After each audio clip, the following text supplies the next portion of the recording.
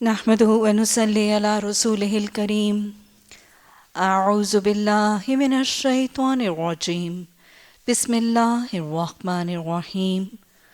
رب اشرح لي صدري ويسر لي أمري واحلل عقدة من لساني يفقهوا قولي واجعل لي وزيرا من أهلي. اللهم فقهنا في الدين.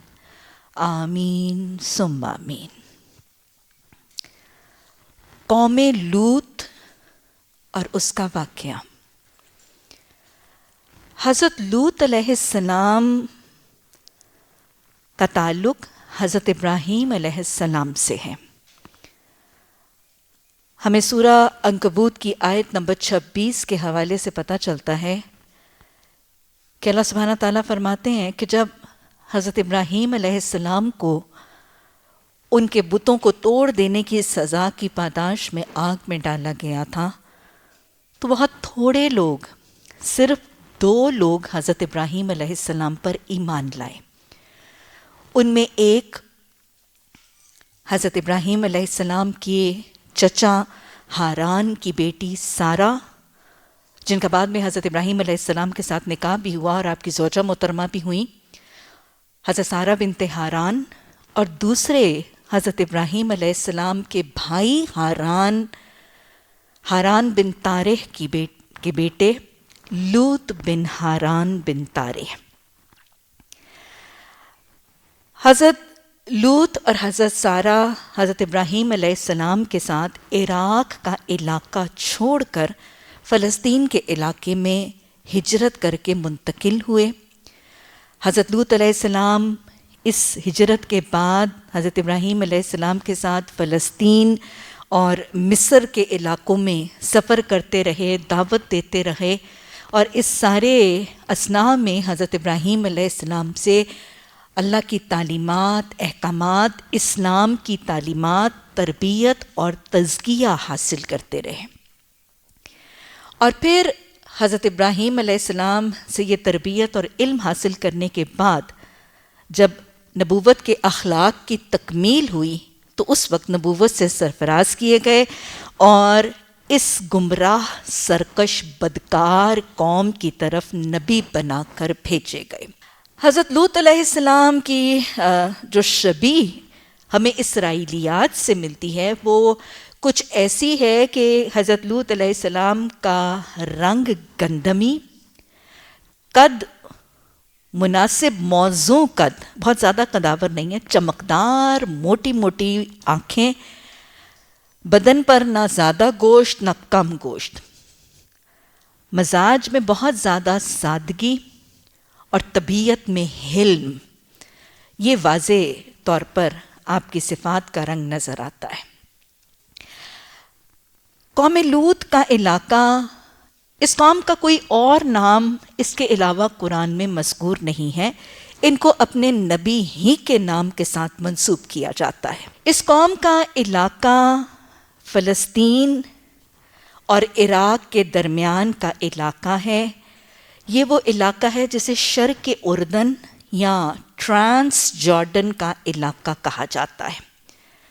صدوم کا علاقہ اس کا دارالخلافہ یا صدر مقام تھا، اور ہمیں اسرائیلیات کے حوالے سے پتہ چلتا ہے کہ اس صدوم کے شہر کے علاوہ اس قوم کے اور بھی 4 بڑے بڑے شہر موجود تھے. صدوم کے علاقے کی باقیات آج بحر مردار یعنی ڈیڈ سی کی شکل میں موجود ہیں. تو گویا آج کے جغرافیائی نقشے میں ڈیڈ سی یعنی بحر مردار اور اس کے ارد گرد کا علاقہ گویا بنیادی طور پر قوم لوط کا جغرافیائی مسکن ہے. اس قوم کی حالت کیا تھی اور اللہ سبحانہ تعالیٰ نے اس قوم پر کون کون سے انعامات کی بارش کر رکھی تھی؟ یہ قوم ایک انتہائی انعام یافتہ قوم تھی. بڑی نعمتیں تھیں اللہ سبحانہ تعالیٰ کی اس قوم پر. بڑی متمدن قوم، اور اللہ سبحانہ تعالیٰ نے جس زمین کے ٹکڑے پر ان کو آباد کیا تھا وہ زمین انتہائی زرخیز تھی.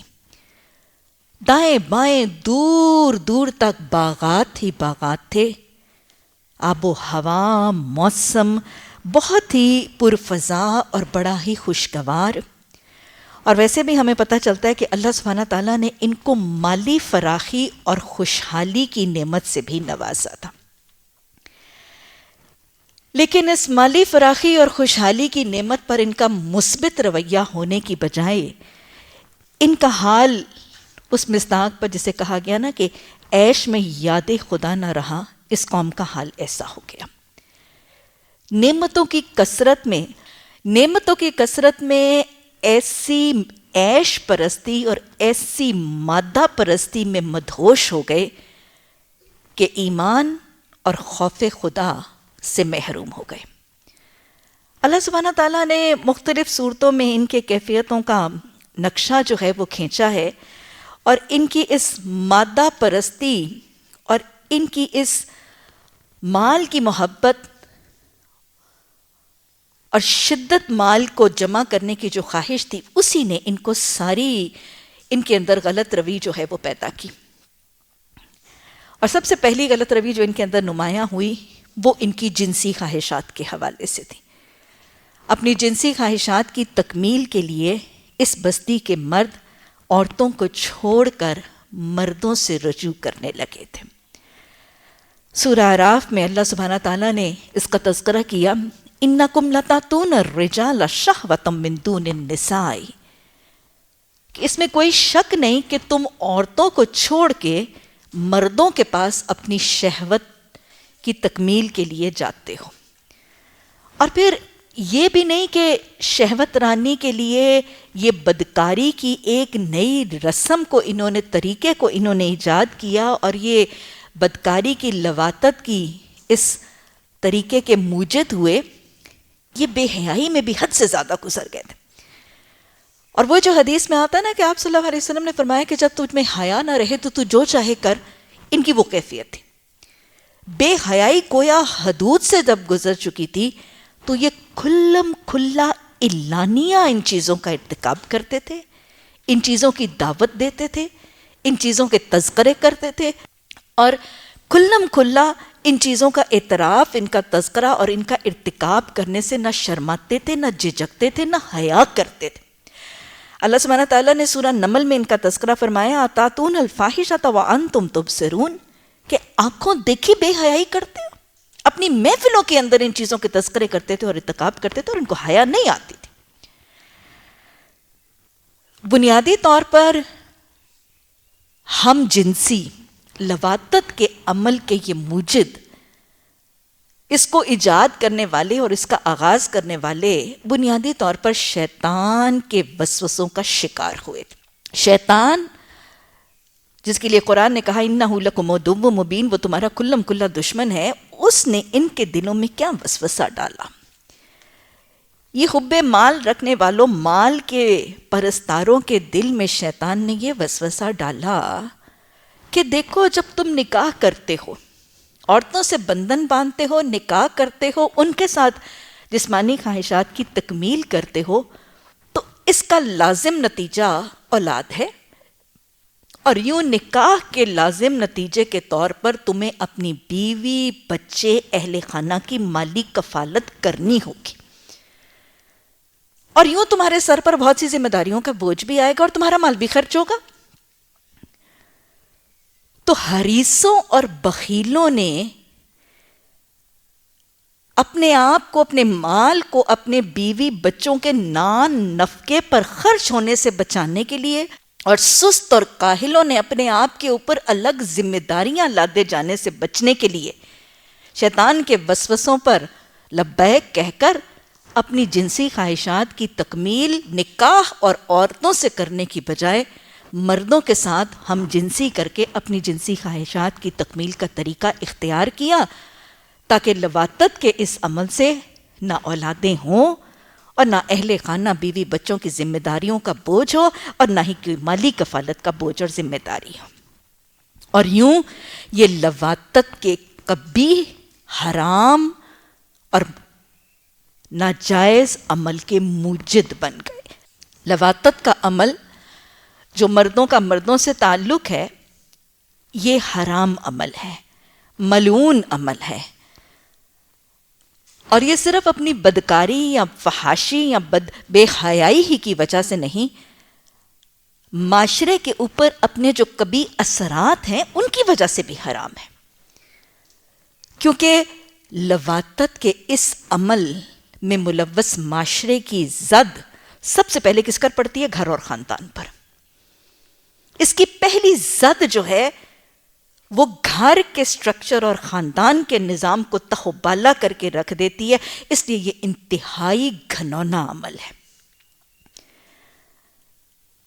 حدیث مبارکہ میں اس ہم جنسی کے حوالے سے الفاظ موجود ہیں کہ آپ صلی اللہ علیہ وسلم نے فرمایا کہ 4 لوگ ایسے ہیں کہ اللہ سبحانہ تعالیٰ قیامت کے دن نہ ان کو دیکھے گا، نہ ان سے بات کرے گا، نہ ان کو گناہوں سے پاک کرے گا۔ لا یکلمہم اللہ ولا ینظرہم الی یوم القیامہ ولا یزکیہم، نہ دیکھے گا، نہ بات کرے گا، نہ گناہوں سے پاک کرے گا۔ یہ 4 لوگ کون سے ہیں؟ وہ عورتیں جو مردوں کی طرح زندگی گزارتی ہیں، وہ مرد جو عورتوں سے مشابہت حاصل کرتے ہیں، اور وہ لوگ جو آپس میں لواطت یعنی ہم جنسی کا عمل کرتے ہیں، یا چوتھا وہ جو چوپائے کے ساتھ غیر فطری عمل کا ارتکاب کرتا ہے۔ اور پھر ایک حدیث کے الفاظ کہ آپ صلی اللہ علیہ وسلم نے فرمایا 4 لوگ ایسے ہیں، زمین پر 4 لوگ ایسے ہیں جن پر اللہ صبح بھی غضبناک ہوتا ہے اور شام کو بھی۔ گویا یا تو صبح اور شام ہوتا ہے، یا دوسرا مطلب ہے کہ صبح سے لے کے شام تک غضبناک ہوتا ہے۔ 4 لوگ زمین پر ایسے ہیں جن پر اللہ آسمان میں صبح بھی غضبناک ہوتا ہے اور شام میں، اور ان میں سے ایک شخص ایسا ہے جس پر اللہ 4 دفعہ لعنت کرتا ہے، کچھ میں 3 آتا ہے، کچھ میں 4 آتا ہے۔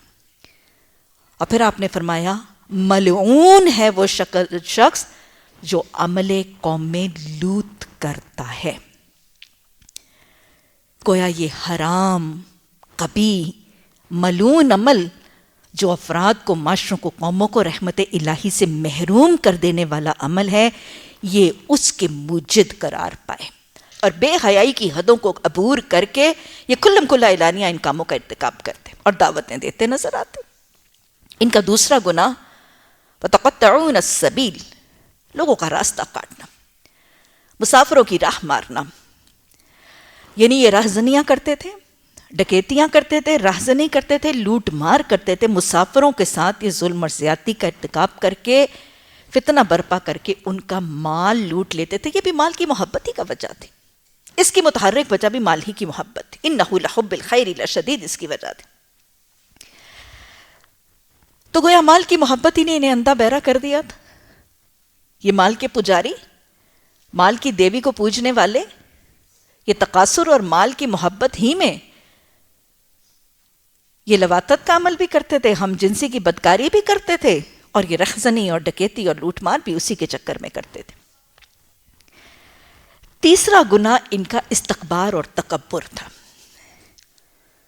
حضرت لوط علیہ السلام جب ان کو بات سمجھاتے تھے، قرآن میں متفرق جگہ پہ ان کے تذکرے نا، سورہ شعراء میں، سورہ عنکبوت میں، تو سورہ شعراء کی آیت نمبر 167 میں تذکرہ آتا ہے کہ جیسے حضرت لوط علیہ السلام ان کو بات سمجھاتے تھے تو یہ حضرت لوط علیہ السلام کا صاف انکار کر دیتے تھے، ان کی بات ماننے سے کھلم کھلا انکار کر دیتے تھے۔ بلکہ آج ہم سبق میں بھی پڑھیں گے، حضرت لوط علیہ السلام کو انہوں نے دھمکی بھی دی، اخرجوا آل لوط من قریتکم انہم اناس یتطہرون، یہ آل لوط کو اپنے گھروں سے نکال دو بھئی، یہ تو وہ لوگ ہیں جو بڑے پاک باز بنے پھرتے ہیں۔ یعنی حضرت لوط علیہ السلام جب ان کو بدکاری سے بچنے اور اس کام سے بچنے کی تاکید کرتے تھے تو یہ کہتے تھے ہم تمہیں اپنے بستی سے، تمہیں اور تمہارے گھر والوں کو بھی اپنی بستی سے نکال دیں گے، تم زیادہ پاک باز بنے پھرتے ہو، زیادہ تم نیکوکار بنے پھرتے ہو۔ تو گویا اگر مجموعی طور پر دیکھیں تو یہ وہ قوم ہے جو مال کی محبت کی اسیر تھی، نفس کی غلام ٹھہری، اور بس اپنی اس نفس کی غلامی میں آ کر، اپنی مال کی محبت میں آ کر آزاد شہوت رانی، لواطت کی بدکاری کا ایجاد، یہ سب کچھ کرنے کے بعد پورے تکبر، ضد اور گھمنڈ سے اللہ اور اللہ کے رسول کی نافرمانی پر جمے رہے، اسی لیے عذاب الہی کے مستحق اور حقدار ٹھہرے۔ اب عذاب الہی کیسے آیا اور اس کی رودات کیا تھی؟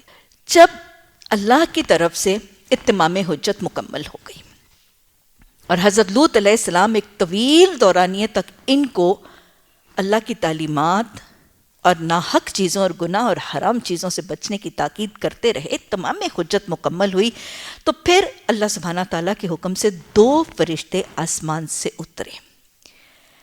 یہ 2 فرشتے، آپ اگر رودات پڑھیں سورہ عنکبوت میں آیت نمبر 31 میں اللہ سبحانہ تعالیٰ نے بتایا کہ یہ 2 فرشتے، آج ہم سورہ ہود میں بھی پڑھیں گے کہ یہ 2 فرشتے پہلے حضرت ابراہیم علیہ السلام کے پاس آئے تھے، انسانی شکل میں آئے تھے، اور کیسے سلام کا مکالمہ ہوا اور کیسے حضرت ابراہیم علیہ السلام نے بھنا ہوا بچڑا ان کے لیے پیش کیا، انہوں نے نہیں کھایا، اور پھر ہمیں پتہ چلتا ہے کہ حضرت ابراہیم علیہ السلام اور وہیں پہ ان کی زوجہ حضرت سارہ بھی تشریف فرما تھیں، تو فرشتوں نے پہلے اسحاق اور اسحاق علیہ السلام کے بعد حضرت یعقوب علیہ السلام دونوں کی خوشخبری دی، اور اس پر بیوی نے کیا کہا؟ آلد، کیا میں جنوں گی؟ وانا عجوزن، میں بوڑھی ہوں، وَهَذَا بَالِي شَيْخٌ، اور یہ میرا شوہر جو ہے وہ یہ بھی بوڑھا ہے۔ تو اللہ سبحانہ تعالیٰ کے فرشتوں نے کہا کہ یہ اللہ کا حکم ہے، تم پر اللہ کی رحمتیں ہیں۔ اور یہ 2 خوشخبریاں دینے کے بعد فرشتوں نے حضرت ابراہیم علیہ السلام سے یہ تذکرہ کیا کہ ہمیں قوم لوط کی طرف بھیجا گیا ہے، اور عذاب کا تذکرہ کیا۔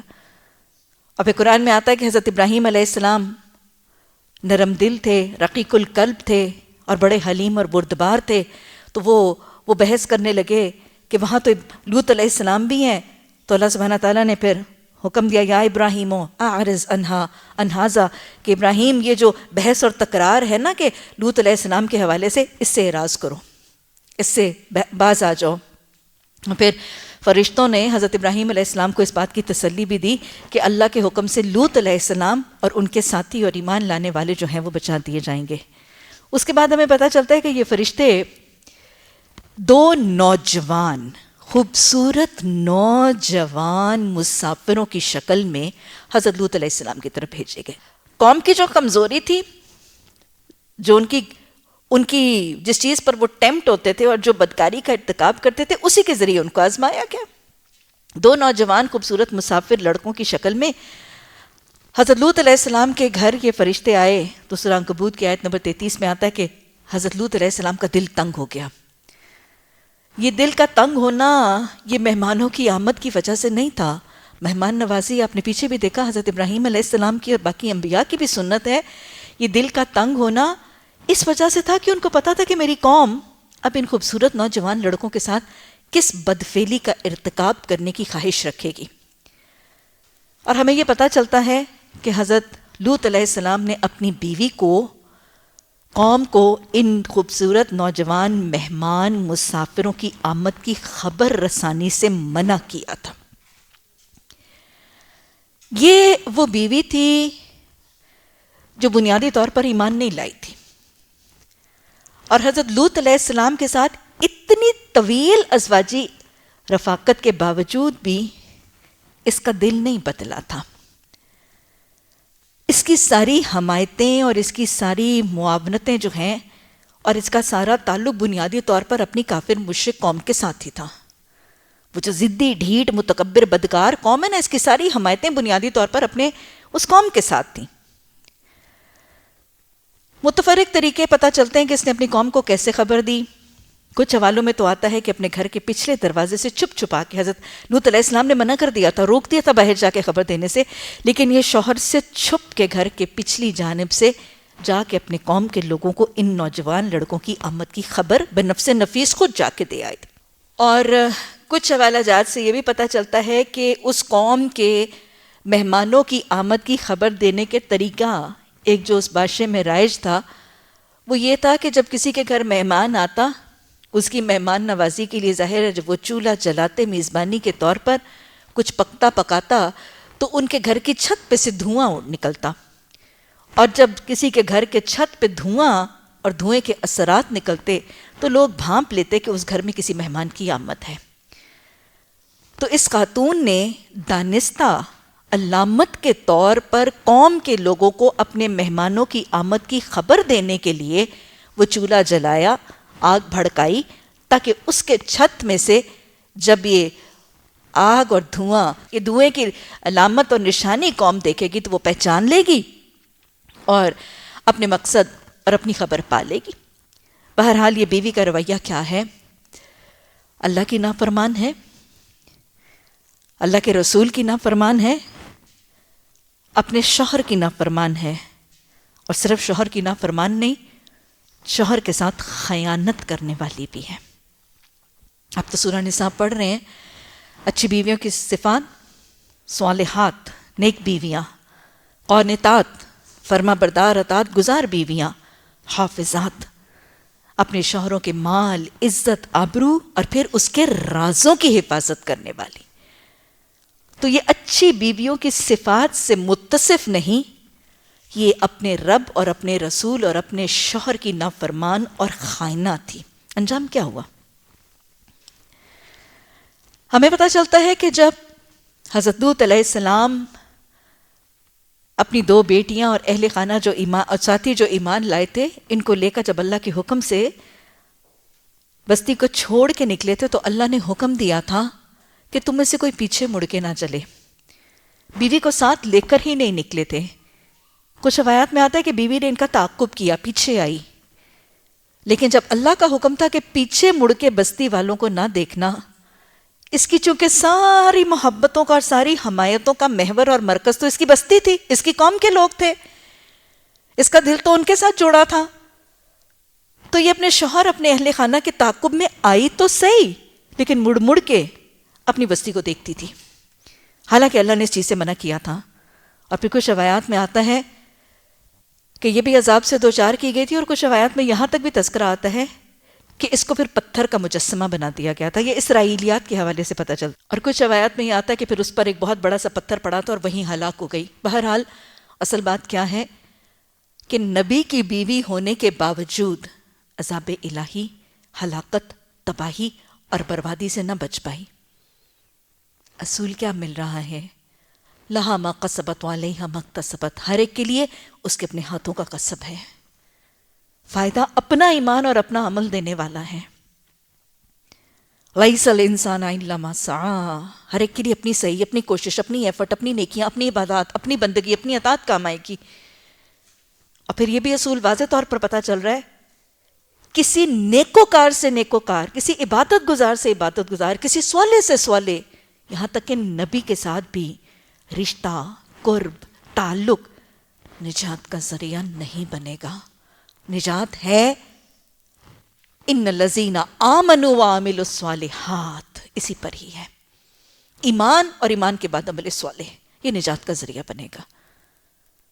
وہی بات جس کی آپ نے نشاندہی فرمایا تھا، یا فاطمہ انقذی نفسک من النار، اے فاطمہ اپنے آپ کو جہنم کی آگ سے بچا لو، فإنی لا املک من اللہ شیئا، میں تمہارے لیے کچھ اختیار نہیں رکھتا۔ تو یہ واضح طور پر پتہ چل رہا ہے، ہم نے نوح علیہ السلام کا قصہ بھی پڑھا، ہم نے لوط علیہ السلام کا قصہ بھی اب پڑھا اور دیکھ لیا، کسی نبی سے بھی تعلق، اس سے قرب، اس سے رشتہ نجات کا ذریعہ نہیں، نجات اپنا ایمان اور عمل ہی بنے گا۔ اب جب اس خائنہ نافرمان سرکش بیوی نے قوم کو ان 2 نوجوان لڑکوں کے آنے کی خبر دے دی، تو ہوا وہی جس کا حضرت لوط علیہ السلام کو ڈر تھا۔ وہ قوم اپنی بے حیائی کے نشے میں، اللہ سبحانہ تعالیٰ قرآن میں فرماتے ہیں کہ ہم تمہیں کیا بتائیں، ان کے اوپر ایک نشہ سا چڑھا ہوا تھا، اس بے حیائی، اس بدکاری کے نشے میں مست وہ اپنی غرض اور اپنی حاجت کو پورا کرنے کے لیے دوڑے چلے آئے حضرت لوط علیہ السلام کے گھر کی طرف۔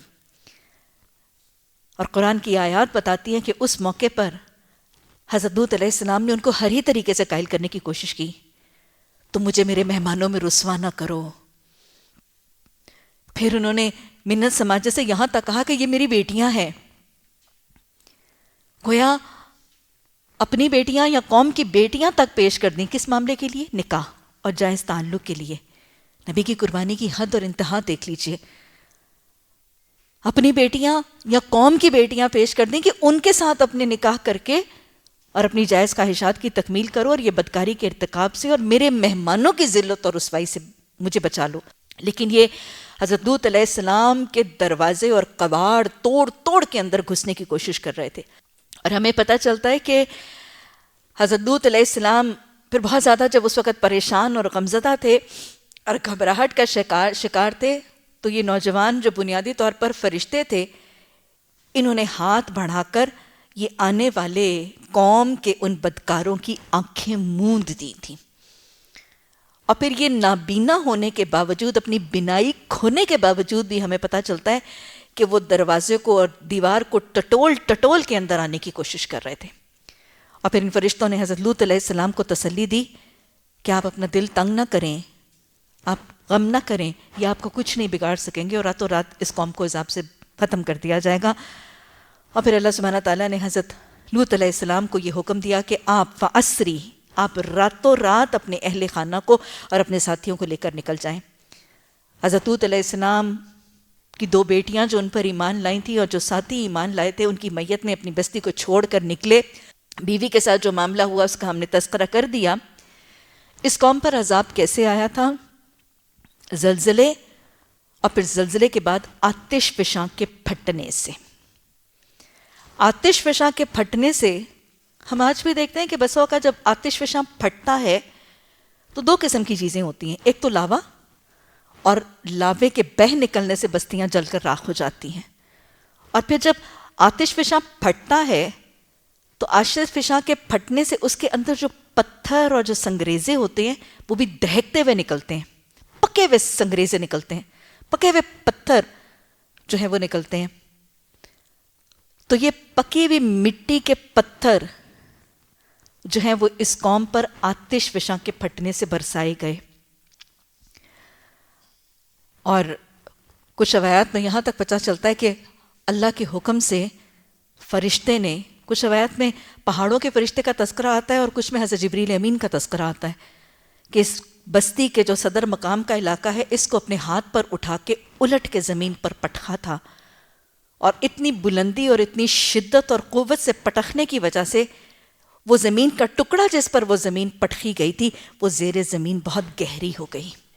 آج وہاں پر بحر مردار اس زمین کے علاقے کی علامت اور بقایا جات کی شکل میں, عبرت کی شکل میں موجود ہے. اللہ سبحانہ تعالیٰ سورہ زاریات کے آیت نمبر 37 میں اور قرآن میں متفرق جگہوں میں فرماتے ہیں وَلَقَدْ تَرَكْنَا مِنْهَا آيَاتٍ بَيِّنَاتٍ کہ ان کو ہم نے روشن نشانی بنا کے چھوڑ دیا.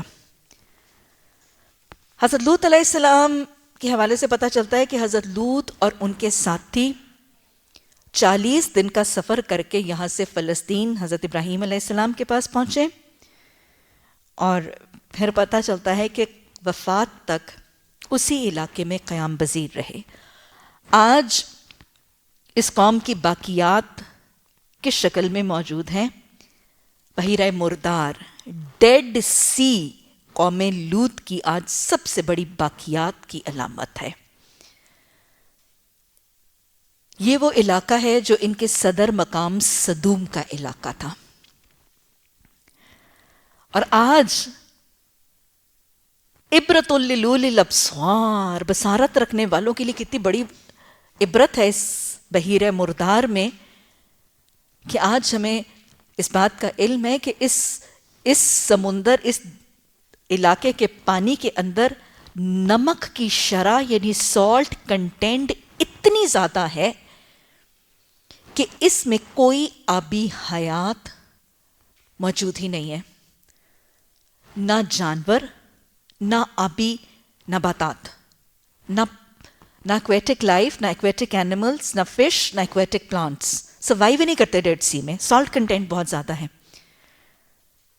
کوئی آبی حیات, کسی قسم کے نباتات, کسی قسم کی مخلوق جو ہے وہ اس پانی میں موجود نہیں ہے.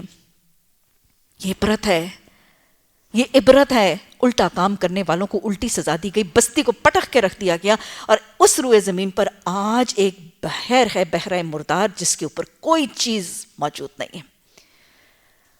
اور آج ریسرچ کرنے والوں نے, ڈیپ سی ڈائیورز نے دیکھا, کچھ لوگ جو بحیرہ مردار کے اندر ڈیپ سی ڈائیورز گئے انہوں نے دیکھا ہے کہ اس کی بیڈ پہ, اس کی تہ میں ایک بہت بڑا قبرستان ہے، اور اتنا بڑا قبرستان اس کی تہ میں نظر آیا کہ اس میں 20-30 ہزار قبریں ہیں۔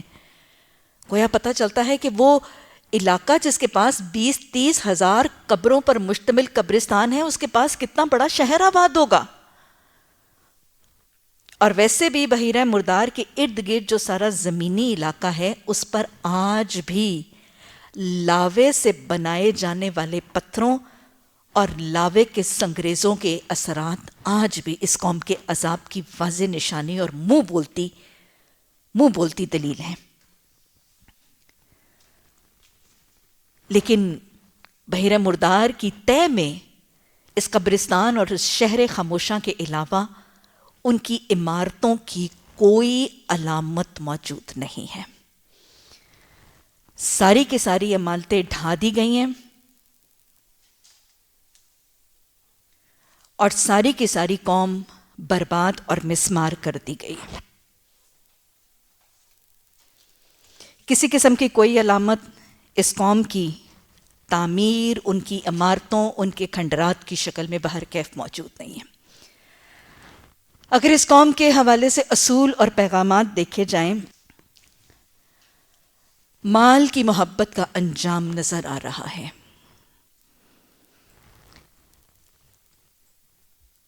تکاثر میں ڈوبی ہوئی قوم کا انداز اور اللہ کا ان سے انتقام واضح ہو رہا ہے۔ مال کی محبت کتنی قبیح اور کتنے بڑے بڑے گناہوں کے دروازے آسانی سے کھول دیتی ہے، یہ واضح طور پر سمجھ میں آ رہا ہے۔ الہاکم التکاثر کی تشریح، انہ لحب الخیر لشدید، کتنا بڑا فتنہ ہے، اور یہ کتنے بڑے گناہوں کے دریچے اور دروازے کھول دیتا ہے، یہ پتہ چل رہا ہے۔ حیا کی حفاظت کی اہمیت پتہ چل رہی ہے۔ بے حیائی کے اثرات کتنے قبیح ہیں، یہ واضح ہو رہا ہے۔ وہ قوم، وہ معاشرہ جو بے حیائی، بدکاری کا ارتکاب کرتی ہے، وہ کیسے عذاب سے مٹا دی جاتی ہے، یہ روداد وضع کر رہی ہے۔ کسی قوم کی ضد، اس کی ڈھٹائی، اس کے تکبر کا انجام کھول کے سامنے نظر آ رہا ہے۔ لواطت کی قباحت اور اس کا انجام وضع ہوتا ہے۔ اگر ہم اپنا من حیث القوم محاسبہ کریں، بحیثیت قوم مال کی محبت بھی ہے، تکاثر بھی ہے، رہزنیاں، ڈکیتیاں، لوٹ مار بھی عام ہیں، ہر قسم کی رہزنیوں اور ڈکیتیوں کا بازار گرم ہے، اور صرف یہی نہیں، ہر قسم کی بے حیائی، فحاشی، اور یہاں تک کہ لواطت، مردوں کا مردوں سے ہم جنسی، اور سحاق، عورتوں کی عورتوں سے ہم جنسی، آج ہمارے اسکولوں، ہمارے ہاسٹلز اور ہمارے مدارس کو اپنی زد میں لیے ہوئے نظر آتی ہے۔ یہ سب کچھ ہماری گلیوں، کوچوں، بازاروں، ہمارے اداروں کے اندر کھلم کھلا موجود ہے۔ آج ہماری محفلوں کے اندر کھلم کھلا اعلانیہ بے حیائیاں، فحاشیاں عام ہیں۔ اللہ سبحانہ تعالیٰ ہمیں اپنے گناہوں کو دیکھنے کے بعد اعتراف کر کے استغفار کرنے اور اس بڑے عذاب سے بچنے کی توفیق عطا فرما۔ آیت نمبر 69، وَلَقَدْ جَاءَتْ رُسُلُنَا إِبْرَاهِيمَ بِالْبُشْرَى قَالُوا سَلَامًا۔ اور دیکھو، ابراہیم علیہ السلام کے پاس ہمارے فرشتے خوشخبری لیے ہوئے پہنچ گئے۔ یہ فرشتے کب آئے ہیں؟ حضرت ابراہیم علیہ السلام کے پاس یہ وہ فرشتے جو حضرت ابراہیم علیہ السلام کے لیے رحمت، خوشخبری اور بشارت، حضرت ابراہیم علیہ السلام کے پاس خوشخبری، رحمت، بشارت، اولاد اور اولادوں کی اولاد کے لے کر آئے ہیں، اور حضرت لوط علیہ السلام کے لیے عذاب، قوم کے لیے وعید بن کر آئے ہیں۔ ابراہیم علیہ السلام کے پاس ہمارے فرشتے خوشخبری لیے ہوئے پہنچے، کہا تم پر سلام ہو۔ رک کر دیکھ لیجئے، سلام جس کا حکم قرآن حکیم میں موجود ہے فَحَيُّ بِأَحْسَنَ مِنْهَا کہ جب تمہیں کوئی سلام کرے تو اس سے بہتر سلامتی کی دعا دو۔ صرف قرآن میں نہیں، نبی صلی اللہ علیہ وسلم نے بھی جنت میں جانے والے اعمال کی فہرست میں فرمایا، جب سوال کیا گیا یا رسول اللہ صلی اللہ علیہ وسلم ہمیں جنت میں جانے والے عمل بتائیں، تو آپ نے فرمایا بھوکوں کو کھلاؤ، رشتوں کو ملاؤ، سلام کو پھیلاؤ، اور نماز اس وقت پڑھو جب لوگ سو رہے ہوں، تم جنت میں داخل ہو جاؤ گے۔ اور سلام میں پہل کرنے کو آپ نے عاجزی اور تکبر کی نفی کا ذریعہ سمجھا اور بنایا، اور یہ اللہ کے ہاں رحمتوں اور اللہ کے ہاں درجات کی بلندی کا وسیلہ بتایا۔ سلام صرف شریعت محمدی صلی اللہ علیہ وسلم میں نہیں، پچھلی شریعتوں میں بھی رائج تھا۔ حضرت آدم علیہ السلام کو تخلیق کرنے کے بعد بھی جو پہلا حکم اللہ سبحانہ تعالیٰ نے فرمایا تھا سلم، فرشتوں کے پاس جائیں اور کیا کریں؟ سلام کریں۔ تو گویا سلام تخلیق انسان ہی سے اس کا طریقہ رائج تھا، پچھلے نبیوں کی شریعتوں میں بھی طریقہ رائج تھا، اور سلام جنت کے حصول کا ذریعہ، آپس کی باہمی محبت کے فروغ اور پھر جنت میں داخلے کا وسیلہ، اور سلام جو شاعر دین ہے، دین کی پہچان اور علامت ہے، یہ ہماری شریعت میں نہیں، دین ابراہیمی میں بھی نظر آ رہا ہے۔ فرشتوں نے کہا سلام، ابراہیم علیہ السلام نے جواب دیا تم پر بھی سلام۔ گویا سلام کا جواب دینا بھی انبیاء کی سنت اور پچھلے نبیوں کا طریقہ۔ پھر کچھ دیر نہ گزری تھی کہ ابراہیم علیہ السلام کیا لے کر آئے؟ ایک بھنا ہوا بچڑا۔ کیوں؟ ان کی ضیافت کے لیے لے کر آئے۔ اچھا، آگے چلنے سے پہلے ذرا یہاں رک کے سوچ لیجئے، کون آیا ہے اور کس کے گھر آیا ہے؟ دو فرشتے انسانی شکل میں، مسافروں کی شکل میں حضرت ابراہیم علیہ السلام کے گھر آئے ہیں۔ اجنبی ہیں، پرائے ہیں، مسافر ہیں، ٹوٹل سٹرینجرز ہیں، اور گھر میں آ گئے ہیں، اور حضرت ابراہیم علیہ السلام ان کی مہمان نوازی، ان کی ضیافت کے لیے بھنا ہوا بچڑا، روسٹڈ لیمب لا رہے ہیں۔ کیا ہے؟ آپ صلی اللہ علیہ وسلم نے فرمایا کہ جو شخص اللہ اور آخرت کے دن پر ایمان لاتا ہے، اسے چاہیے کہ مہمان کی مہمان نوازی کرے۔ یہ تو ایمان کا تقاضا ہے، یہ تو ایمان کا تقاضا ہے، اور یاد رکھیے گا یہ انبیاء علیہم السلام کی صفت ہے۔ اور پھر یہ بھی پتہ چل رہا ہے کہ تمام انبیاء کی سنتیں، تمام انبیاء کے طریقے، تمام انبیاء کا دین اور ان کی تعلیمات کتنی ملتی جلتی ہیں، یہاں تک کہ زندگی کے ایک ایک چھوٹے چھوٹے شعبے میں بھی مماثلت، اور بالکل ہم رنگ سنتیں۔ تو گویا مہمان نوازی انبیاء کی سنت ہے، انبیاء کے صحابہ کرام کی سنت ہے۔ اللہ ہمیں دلوں کی تنگی سے بچ کر اس سنت کو اپنانے کی توفیق عطا فرمائے۔ اور حدیث کیا بتاتی ہے؟ مہمان کا حق 3 دن ہے، اور مہمان نوازی کا حق تو دیکھیے، کیا انداز تو دیکھیے۔ سنت ابراہیمی میں ٹوٹل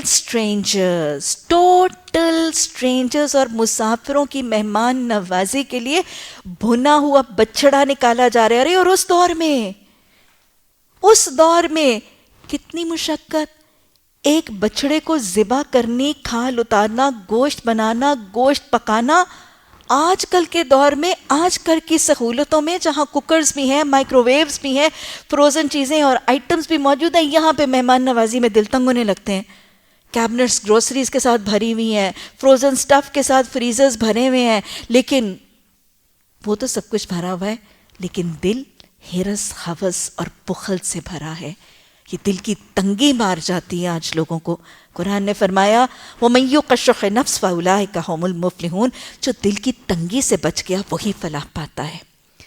اور پھر یاد رکھیے گا، ایک مرد اچھی مہمان نوازی ہمیشہ تب کر سکتا ہے جب اس کے پیچھے اس کی دین کی مددگار بیوی موجود ہو۔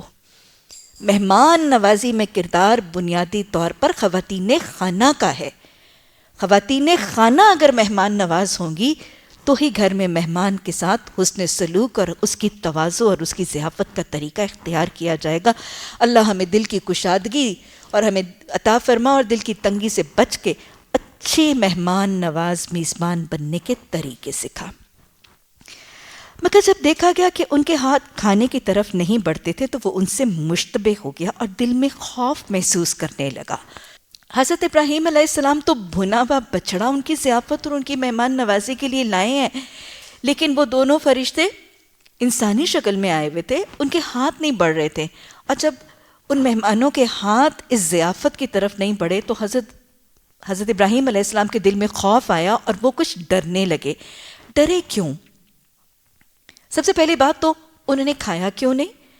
کیونکہ ویسے بھی ہمیں حدیث کے حوالے سے اور سنت کے حوالے سے یہ پتہ چلتا ہے کہ جب مہمان کی تواضع کی جائے تو اس کے بھی لائق کیا ہے؟ اپنے میزبان کی تواضع اور اس کی ضیافت کو قبول بھی کرے۔ دعوت کو قبول بھی کرنا اور مہمان نوازی اور ضیافت کو قبول کرنا بھی آداب اور اخلاق کا تقاضا ہے۔ بہرحال ان کے ہاتھ نہیں بڑھے۔ ہاتھ کیوں نہیں بڑھے تھے؟ اس لیے نہیں بڑھے تھے کہ یہ انسان نہیں، یہ بنیادی طور پر فرشتے ہیں۔ کھانا پینا بھوک پیاس تو جسمانی تقاضا ہے، فرشتے ان جسمانی تقاضوں سے بلند ہیں، تو لہٰذا ان بشری تقاضوں سے بلند ہونے کی وجہ سے فرشتے ہونے کی بنیاد پر ان کے ہاتھ کھانے کی طرف نہیں بڑھے تھے۔ اب دوسرا سوال ہے کہ ابراہیم علیہ السلام کو خوف کیوں محسوس ہوا؟ کیا اس لیے کہ حضرت ابراہیم علیہ السلام یہ پہچان گئے تھے کہ یہ انسان نہیں ہے، یہ فرشتے ہیں؟ کیا حضرت ابراہیم علیہ السلام کو ان کے فرشتے ہونے کی وجہ سے خوف محسوس ہوا تھا؟ ایسا معاملہ نہیں تھا۔ انبیاء کے ساتھ تو فرشتوں کا تعلق وحی کے سلسلے میں قائم ہوتا ہے۔ یہ فرشتے ہونے کی وجہ سے خوف نہیں تھا، یہ اس دور کے معاشرتی حالات کے ایک طریقے کی وجہ سے خوف تھا۔ اصل میں تھا کیا؟ اس دور میں آپ کو پتہ ہے کہ چوری، رہزنی، ڈکیتی، لوٹ مار کا بازار گرم تھا۔ ہوتا کیا تھا کہ بہت سے چور، بہت سے ڈاکو، بہت سے لوٹنے والے لوگوں کے گھروں میں گھس آتے تھے، مہمان بن کے آتے تھے، اور پھر تھوڑی ہی دیر کے بعد مہمان کے روپ میں آنے والے یہ ڈاکو ان کو لوٹ لیتے تھے اور ان کے ساتھ چوری اور ڈکیتی کا معاملہ کر کے روانہ ہوتے تھے۔ لیکن اس دور کے ڈاکوؤں کے اور اس دور کے چوروں کے ذرا ایتھکس ملاحظہ فرمائیں کہ اس دور کے رہزن اور چور بھی جب کسی کے گھر میں مہمان کا روپ دھار کے آ کے ان کو لوٹتے تھے تو اس وقت میں لوٹنے سے پہلے وہ اس مہمان کا کھانا نہیں، اس میزبان کا کھانا نہیں کھاتے تھے۔ کس تقاضے پر؟ کہ ان کا یہ خیال ہوتا تھا کہ جس کا نمک کھائیں، اگر اس کو لوٹا تو گویا یہ نمک حرامی ہوگی، گویا جس تھالی میں کھانا اسی کو چھید کرنا، یہ تو ان ڈاکوؤں کے بھی رویے کے مطابق نہیں تھا۔ لیکن آج کا حال، ارے اس دور جاہلیت کی مشرک قوم کے اندر، اس دور جاہلیت کے اتنے برے گھنونے اعمال کرنے والے ڈاکوؤں کی بھی ایتھکس ان کو کم از کم یہ ضرور سکھاتے تھے کہ جس تھالی میں کھائیں اس کو چھید نہیں کریں گے، جس کا نمک کھائیں گے اس کو حرام نہیں کریں گے۔ لیکن آج ہمارے معاشرے میں جو مدد کرتا ہے لوگ اسی کو ڈستے ہیں، جو معاونت کرتا ہے لوگ اسی کو نقصان دیتے ہیں، جو سہارا بنتا ہے لوگ اسی کو گرا کے سکون پاتے ہیں۔ جس تھالی میں کھانا اور اسی کو چھید کرنا، یہ آج ہمارے معاشرے میں بہت عام ہے۔ اپنے محسنوں کے احسان کا بدلہ دینے کے بعد اس محسن کے ساتھ مزید ظلم اور زیادتی کرنا بھی میرے معاشرے کا دستور ہے۔ اس دور کے ڈاکوؤں کی بھی ایتھکس اس کے برخلاف تھی۔ تو چونکہ جب حضرت ابراہیم علیہ السلام نے دیکھا کہ یہ نوجوان بھی ہیں اور تنومند اور خوبصورت بھی ہیں اور مہمان کی شکل میں آئے ہیں اور میری مہمان نوازی کو قبول نہیں کر رہے، تو ان کے دل میں یہ خوف محسوس ہوا کہ کہیں یہ ڈاکو یا رہزن نہ ہو اور اس وجہ سے میری مہمان نوازی کو قبول کر کے میرا نمک اور میرے دسترخوان پر کھانا کھا کے میرے ساتھ خیانت نہیں کرنا چاہتے۔ بہرحال جب حضرت ابراہیم علیہ السلام نے دیکھا کہ ان کے کھانے کی طرف ہاتھ نہیں بڑھتے تو ان سے مشتبہ ہو گئے اور دل میں خوف محسوس کیا۔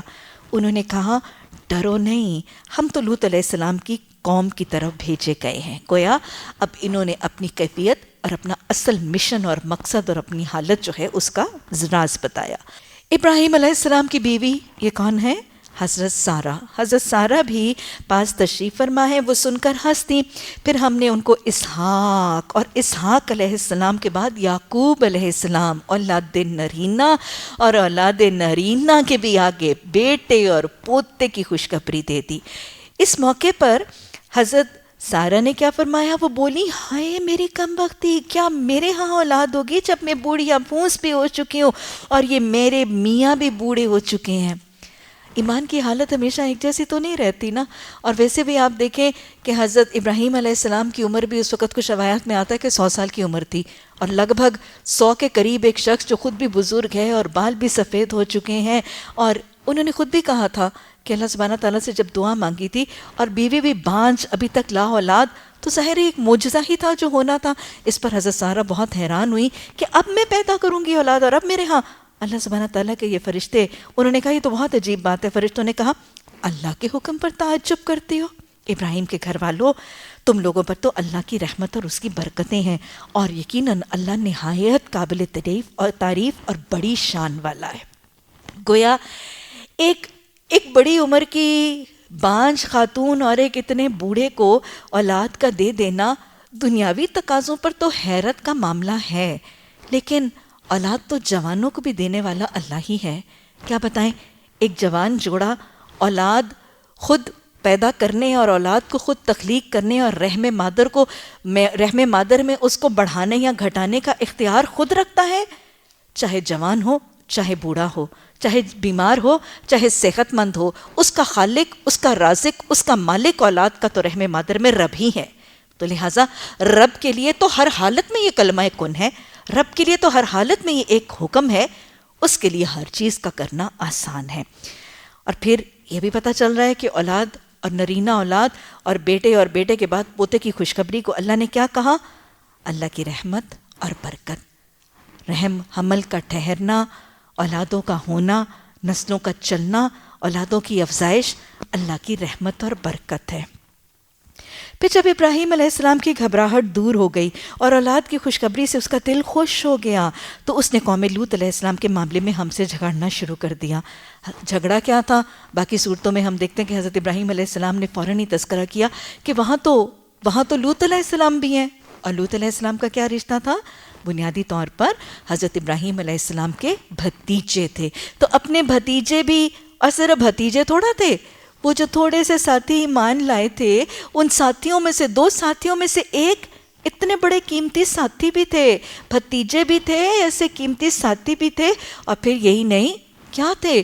ان کے اپنے شاگرد بھی تھے، ایک نبی بھی تھے. تو بہرحال ان کے ہاں تو بہت سے تعلقات اور بہت سے بانڈز اور لنکس تھے. حقیقت میں ابراہیم بڑا حلیم اور نرم دل آدمی تھا، اور ہر حال میں ہماری طرف رجوع کرتا تھا. آخرکار ہمارے فرشتوں نے اس سے کہا، کیا کہا؟ یا ابراہیم حارسن ھذا.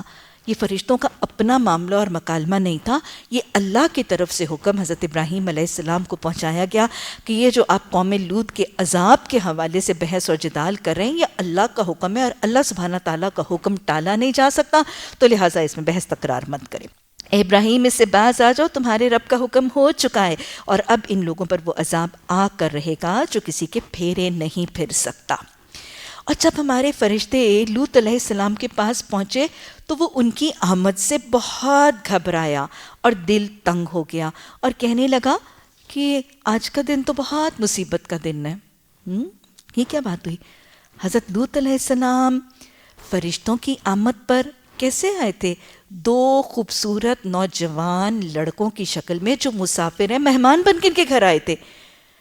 مہمان بن کر آنے والے فرشتوں کو دیکھنے پر حضرت ابراہیم علیہ السلام کی سنت و دین اسلام کے تعلق احکامات کے مطابق ان کی مہمان نوازی کی.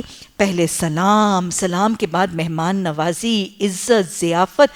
لیکن یہاں پر حضرت لوط علیہ السلام کا دل تنگ بھی ہو رہا ہے، گھبرا بھی رہے ہیں، اور مہمانوں کے آنے پر کہہ رہے ہیں یہ بہت بڑی مصیبت ہے. آج کا معاشرہ تو شاید اس کو بڑے ٹیڑھے نظر سے دیکھے گا، کیونکہ آج کے معاشرے میں یہ طریقہ ہے، یہ پتہ نہیں کہاں سے مصیبت آ گئی، یہ مصیبت پتہ نہیں اب کتنی دیر رہے گی، یہ جس وقت دل کرتا ہے منہ اٹھا کے آ جاتی ہے. مہمانوں کو رحمت نہیں زحمت سمجھنا چاہتا ہے، ان کے آنے پر گھبراہٹ اور تنگی کا شکار ہو جاتے ہیں. یہ تنگی نہیں تھی، یہ مہمان کی آمد پر نہیں مہمان کی آمد کے بعد ہونے والے ممکنہ قوم کے رویے پر دل کا تنگ ہونا تھا. ورنہ مہمان تو معزز تھے، مہمان تو محترم تھے، مہمان تو سر آنکھوں پر رحمتیں لے کر آئے تھے. حضرت لوط علیہ السلام کا یہ مہمانوں کی آمد پر دل تنگ ہونا مہمان کی اپنی ذات کی وجہ سے نہیں تھا، اس ممکنہ رویے کی وجہ سے تھا جو قوم رونما کرنے والی تھی. کیونکہ حضرت لوط علیہ السلام کو اپنی قوم کی حالت کا پتہ تھا، ان کو پتہ تھا یہ نوجوان لڑکے جو آئے ہیں اس کے ساتھ میری قوم کا رویہ کیا ہوگا، اس کی وجہ سے دل تنگ ہوا. ان مہمانوں کا آنا تھا کہ اس کی قوم کے لوگ بے اختیار اس کے گھر کی طرف دوڑ پڑے. دہرا لیجیے، میں نے بھی آپ کو بتایا اپنی بیوی کو انہوں نے منع کیا تھا، لیکن خائنہ نافرمان سرکش منافقہ بیوی نے کیا کیا تھا، کسی نہ کسی طریقے سے ڈائریکٹلی انڈائریکٹلی خیانت کر کے قوم کو خبر دے دی، اور قوم جو ہے یہ بدکاری کا ارتکاب کرنے کے لیے حضرت لوط علیہ السلام کے گھر کی طرف آ گئی. پہلے وہ ایسے ہی بدکاریوں کے خوگر تھے. لوط علیہ السلام نے کہا، بھائیو یہ میری بیٹیاں موجود ہیں، یہ تمہارے لیے پاکیزہ تر ہیں. حضرت لوط علیہ السلام کا یہ کہنا، یا قومی ہؤلاء بناتی، یہ میری بیٹیاں ہیں، یا تو مفسرین لکھتے ہیں کہ حضرت لوط علیہ السلام نے حقیقتاً اپنی بیٹیاں، ہمیں پتہ چلتا ہے کہ حضرت لوط علیہ السلام کی 2 بیٹیاں تھیں اور وہ ان پر ایمان لائیں تھیں، یا تو اپنی بیٹیاں، اور ویسے بھی نبی جو ہے وہ ایک قوم کے لیے یا ایک سربراہ جو ہے وہ ایک قوم کے لیے باپ کی حیثیت رکھتا ہے. تو یا اس کا مطلب مفسرین یہ بھی لیتے ہیں کہ حضرت لوط علیہ السلام نے قوم کی بیٹیاں پیش کیں. اور یاد رکھیے گا، اپنی یا قوم کی بیٹیاں پیش کرنے کا مقصد نعوذ باللہ ثم نعوذ باللہ کوئی بدکاری کا معاملہ نہیں تھا. نبی نے جو ان کو پیش کی تھی کہ یہ بیٹیاں میری یا قوم کی بچیاں تمہارے لیے حاضر ہیں، تم جائز طریقے سے نکاح کر کے اپنی جنسی خواہشات کی تکمیل کرو. اور ویسے ایک اور بات بھی پتہ چل رہی ہے، دیکھیں ایک نبی قوم کے افراد کی اصلاح کا کتنا حریص ہوتا ہے. ایک نبی قوم کو بے حیائی، فحش اور منکرات سے بچانے کا کتنا زیادہ حریص ہوتا ہے کہ اتنی بڑی قربانی دینے پر تیار اور آمادہ نظر آتے ہیں. نبیوں کی قربانی کا درجہ دیکھیں، نبیوں کی قربانی اور ایثار کا درجہ دیکھیں اپنی دعوت اور تبلیغ میں. نبیوں کے امر بالمعروف اور نہی عن المنکر کا انداز اور اس میں قربانی کی حد دیکھیں کہ اپنی بیٹیاں اس بدکاری کو روکنے کے لیے پیش کی جا رہی ہیں. اور پھر نبیوں کی ایک اور سنت، اپنی دعوت، اپنی تبلیغ، اپنی تاثیر، معاشرے کی اصلاح کا آغاز اپنے گھر والوں کی پیشکش سے کیا جا رہا ہے.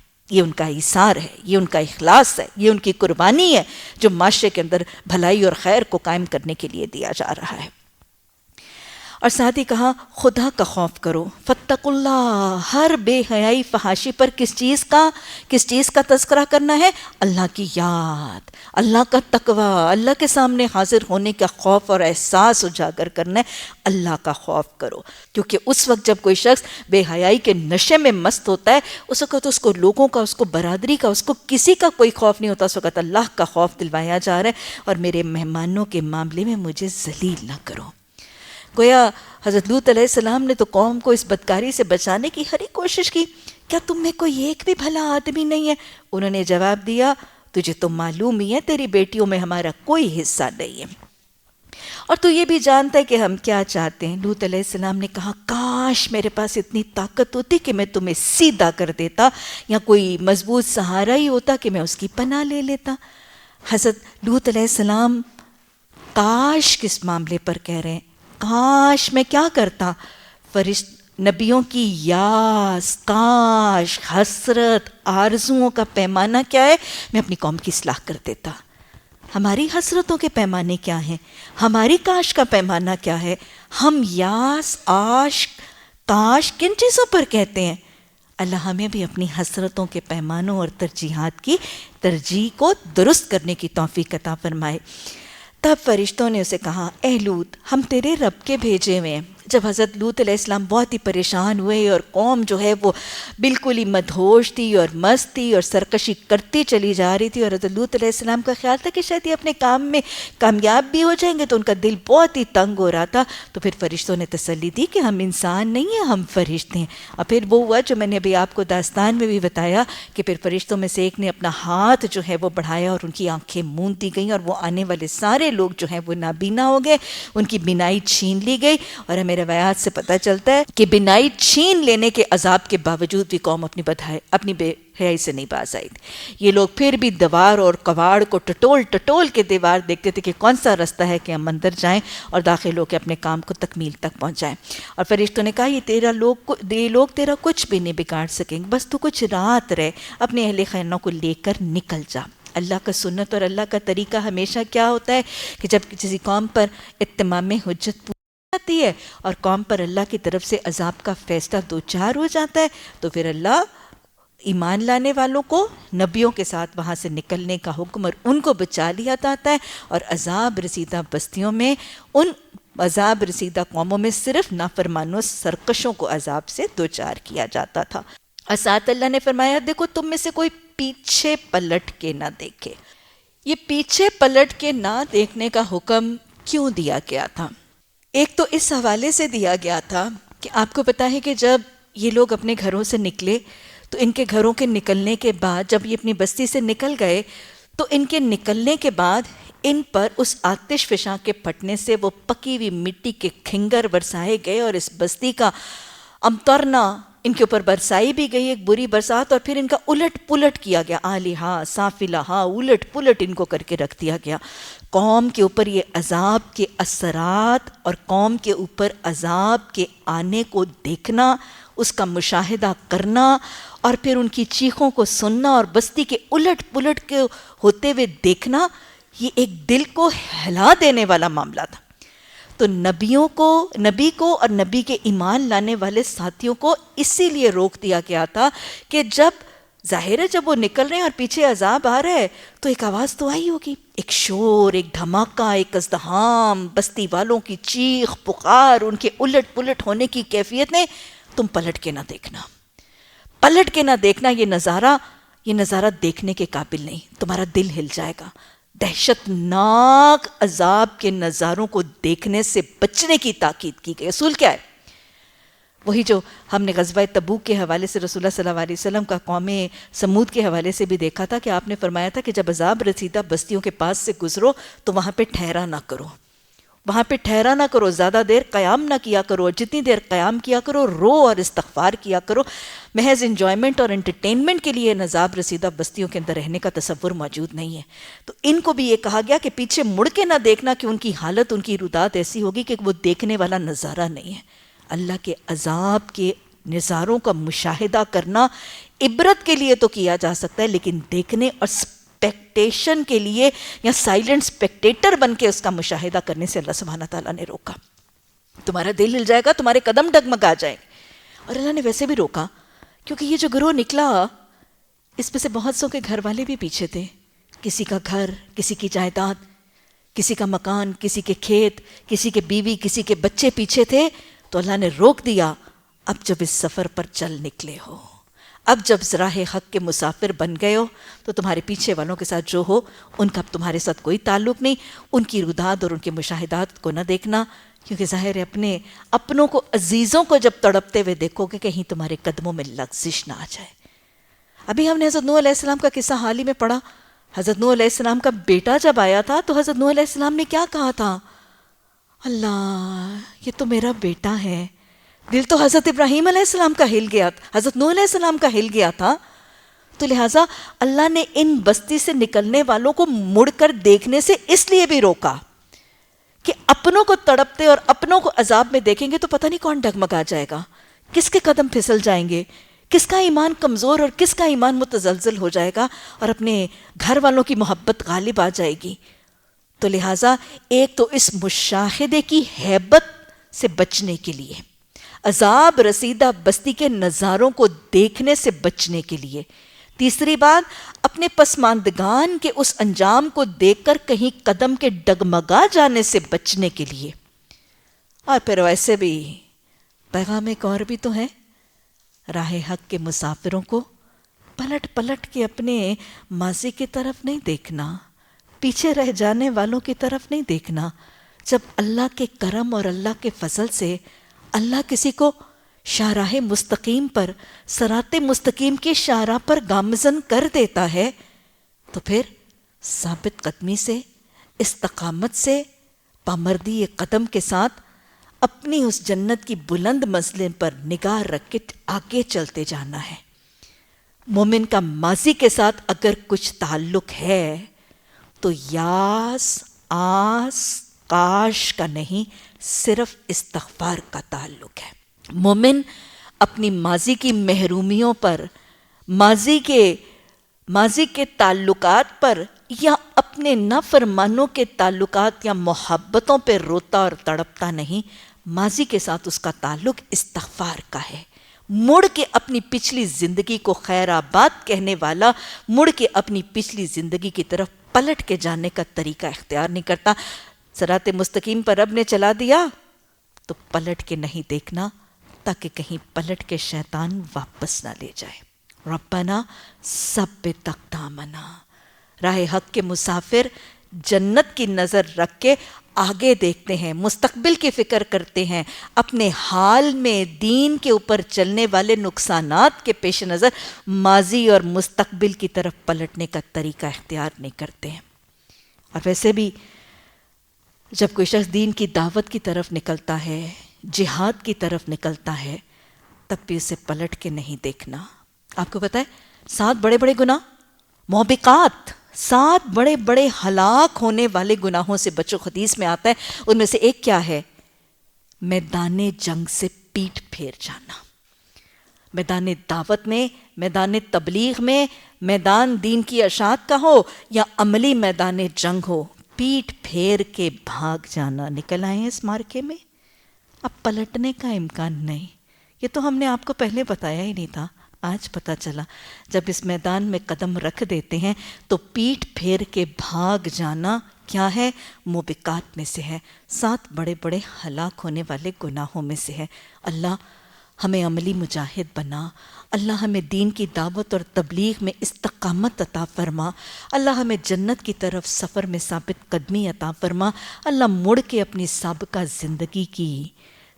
زندگی کی سستیوں اور کاہلیوں کی طرف پلٹنے سے بچنے کی توفیق عطا فرما۔ اللہ نے فرمایا تم میں سے کوئی پلٹ کر نہ دیکھے۔ پلٹ کر کس نے دیکھا تھا؟ بیوی پلٹ کے دیکھتی تھی، وابستگیاں ان کے ساتھ تھیں، محبتیں ان کے ساتھ تھیں، دل ان کے ساتھ جڑے تھے، اور ویسے بھی اللہ کی نافرمان تھی، اللہ کے رسول کی نافرمان تھی۔ اللہ نے کہا پیچھے نہ دیکھنا، رسول نے کہا پیچھے نہ دیکھنا، شوہر نے کہا پیچھے نہ دیکھنا، پھر بھی دیکھتی تھی۔ تھی ہی سرکش، تھی ہی ضدی، تھی ہی ڈھیٹوں کا، سرکشوں کا، نافرمانوں کا انجام، محبتوں کی ترجیحات کو فرق رکھنے والے کا انجام پتھر گرا، ہلاک ہو کے برباد اور تباہ ہو گئی، حالانکہ نبی کے ساتھ منسوب اور منکوح تھی۔ مگر تیری بیوی ساتھ نہیں جائے گی، کیونکہ اس پر وہی گزرنے والا ہے جو ان لوگوں پر گزرا تھا۔ ان کی تباہی کے لیے صبح کا وقت مقرر ہے، صبح ہوتے اب دیر ہی کتنی ہے۔ پھر جب ہمارے فیصلے کا وقت آ پہنچا تو ہم نے اس بلتی کو تل پٹ کر دیا۔ قوم رویے بھی الٹے کرتی تھی، ان کو سزا بھی الٹی دی گئی، اور اس پر پکی ہوئی مٹی کے پتھر تابڑ توڑ برسائے گئے، جن میں سے ہر پتھر تیرے رب کے لیے نشان زدہ تھا۔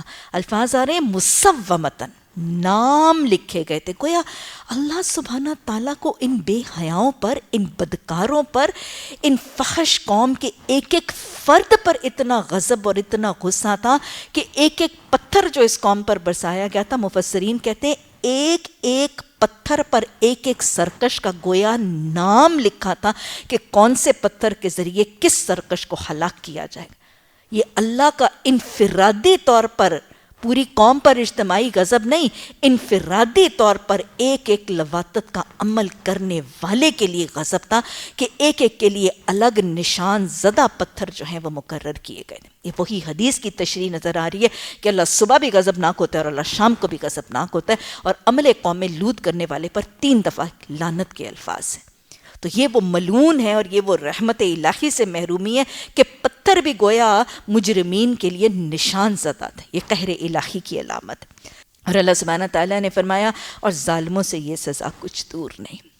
اللہ سبحانہ تعالیٰ ہمیں قصوں کو پڑھنے، سمجھنے، ان سے اصول اور سبق عبرت کے طور پر حاصل کرنے، قوم کو ان رویوں سے آشنا کرنے اور محاسبہ اور استغفار کر کے اصلاح کی طرف گامزن ہونے کی توفیق عطا فرمائے۔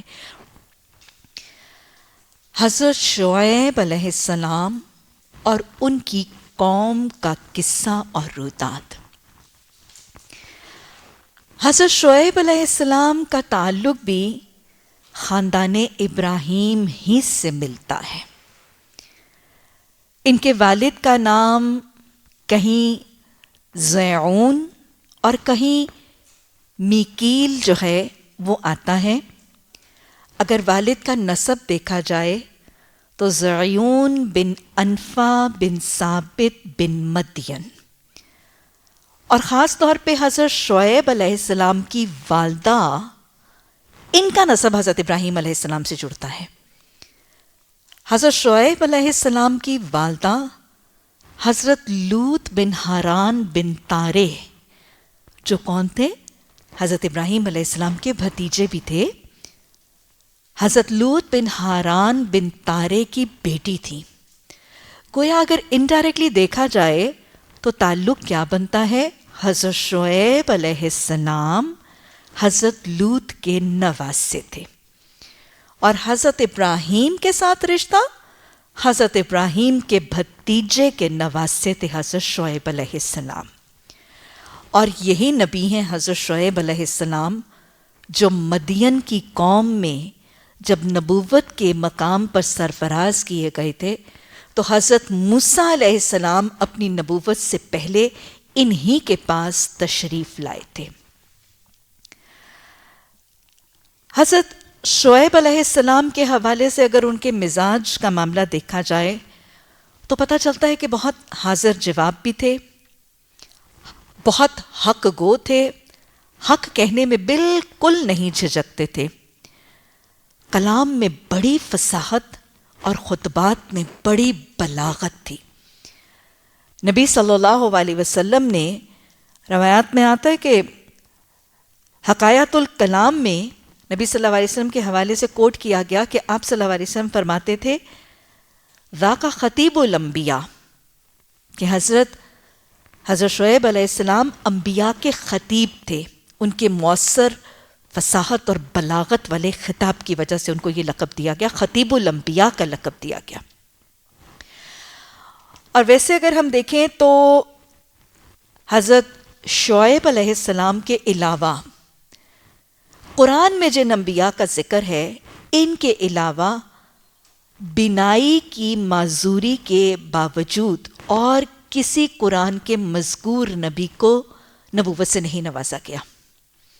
جن انبیاء کا قرآن میں تذکرہ ملتا ہے ان میں سے کسی ایسے شخص کو نبوت سے نہیں نوازا گیا جو کہ بینائی کے عذر کے باوجود بنیادی طور پر نابینا تھے، اور کوئی نبی نبوت سے نہیں نوازا گیا باوجود نابینا ہونے کے۔ اور اس کی تفسیر میں سورہ ہود کی آیت نمبر 91 کو کچھ مفسرین کوٹ بھی کرتے ہیں کہ قوم نے کہا انا لنراک فینا ضعیفا، کہ اے شعیب ہم تجھے اپنے میں بڑا کمزور اور ضعیف دیکھتے ہیں۔ انا لنراک فینا شعیبا فینا ضعیفا، سورہ ہود کی آیت نمبر 91۔ گویا یہ ضعف اور یہ کمزوری کچھ مفسرین کے نزدیک تو ان کی معاشی یا معاشرتی کمزوری تھی، یعنی سوشلی یا اکنامکلی ویک تھے، لیکن اکثر مفسرین کہتے ہیں کہ یہ صرف معاشی یا معاشرتی کمزوری نہیں، یہ ان کی بینائی کی کمی بھی تھی، جس کا تذکرہ اس آیت میں موجود ہے۔ حضرت شعیب علیہ السلام کے ساتھ جن قوموں کو منسوب کیا گیا ہے قرآن میں، اور ویسے ہمیں احادیث کے روح سے بھی پتہ چلتا ہے، اہل مدین، اصحاب الایکا، ایکا والے، اور اصحاب الراس۔ مدین والے اور ایکا والوں کا تذکرہ تو ان کے ساتھ قرآن میں ملتا ہے، لیکن اگر تاریخ کا حوالہ دیکھیں تو تاریخ ابن خلدون میں اصحاب الراس کی طرف بھی حضرت شعیب ہی کو بھیجے جانے کا تذکرہ ہے۔ البتہ اصحاب الراس کا تذکرہ تو قرآن میں آیا ہے، لیکن ان کی طرف کس نبی کو بھیجا گیا ہے اس کا تذکرہ قرآن میں موجود نہیں ہے۔ مفسرین میں اس بات پر البتہ اختلاف ہے کہ مدین والے اور ایکا والے کیا یہ الگ الگ دو قومیں تھیں یا ایک ہی قوم کے دو الگ نام تھے، اس میں اختلاف ہے۔ اکثریت کی رائے ہے کہ یہ دو الگ قومیں تھیں۔ سورہ الاعراف میں اللہ سبحانہ تعالیٰ نے اہل مدین کے حوالے سے فرمایا وَإِلَىٰ مَدْيَنَ أَخَاهُمْ شُعَيْبًا، کہ طرف مدین کے ان کا بھائی شعیب۔ اور ایکا والوں کے حوالے سے تذکرہ آتا ہے اِذْ قَالَ لَهُمْ شُعَيْبٌ، کہ جب ان کے لیے شعیب علیہ السلام نے کہا۔ گویا ان دونوں آیات کو اگر ملا کے دیکھا جائے تو ایک بات تو یہ پتہ چل رہی ہے کہ دونوں قوموں کی طرف شعیب علیہ السلام ہی مخاطب ہے، دونوں کی طرف نبی حضرت شعیب علیہ السلام ہی ہے۔ اور دوسری بات ایک باریک سا فرق پتہ چل رہا ہے کہ مدین کی طرف تو اخاہم شعیبن، ان کے بھائی شعیب، لیکن ایکا والوں کی طرف اِذْ قَالَ لَهُمْ شُعَيْبٌ اخوہم یا اخاہم نہیں کہا گیا۔ گویا حضرت شعیب علیہ السلام بنیادی طور پر ان آیات سے یہ پتہ چلتا ہے کہ مدین میں سے تھے، ان کا بھائی کہا گیا ہے، لیکن ساتھ ہی ایکا والوں کو بھی یہی نبی مبعوث کیے گئے تھے اور ان کو بھی مخاطب کیا تھا۔ میں پھر دہرا رہی ہوں کہ بعض مفسرین کی رائے ہے کہ یہ ایک ہی قوم تھی اور ان کے نام الگ تھے، لیکن اگر ہم تاریخ کو دیکھیں اور تاریخ کی تحقیق کریں تو یہ بنیادی طور پر دو الگ الگ قومیں ہیں جن کا دور، جن کا وقت اور جن کے علاقے البتہ بالکل متصل اور جڑے ہوئے ہیں۔ اور صرف یہ نہیں کہ علاقے متصل اور جڑے ہوئے ہیں، یہ بنیادی طور پر ان کا تعلق بھی ایک ہی نسل سے ہے۔ حضرت ابراہیم علیہ السلام کی نسل کی دو شاخیں ہیں۔ حضرت ابراہیم علیہ السلام کے ساتھ حضرت قطورہ کا بھی تذکرہ ملتا ہے۔ ان کے حوالے سے یہ بات واضح طور پر آیا نہیں کہ یہ ان کی بیوی تھیں یا ان کی کنیز تھیں۔ بہرکیف بیوی تھیں یا لونڈی یا کنیز تھیں، ان کے بطن سے دو بیٹوں کا تذکرہ حضرت ابراہیم علیہ السلام کے حوالے سے ملتا ہے، مدیان بن ابراہیم اور دوان بن ابراہیم۔ مدیان بن ابراہیم سے بنی مدیان اور دوان بن ابراہیم سے بنی دوان کی نسل چلتی ہے، اور یہیں سے یہ دونوں قومیں ہیں۔ تو گویا ایک بیٹے حضرت قطورہ کے بطن سے حضرت ابراہیم علیہ السلام کے بیٹے مدیان بن ابراہیم، ان سے جو خاندان کی لڑی چلی وہ بنی مدیان ہے۔ انہی کو اہل مدین کہہ کر پکارا گیا ہے۔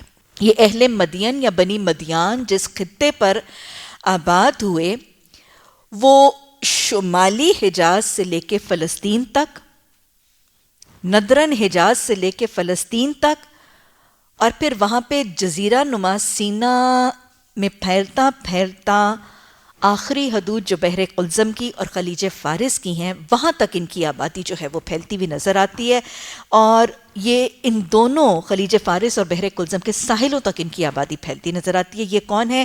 یہ اصحاب مدین ہے، یہ قوم مدین ہے، اور اس قوم کا جو صدر مقام ہے اس کو بھی مدین ہی کہہ کر پکارا گیا ہے تاریخ کی کتب میں۔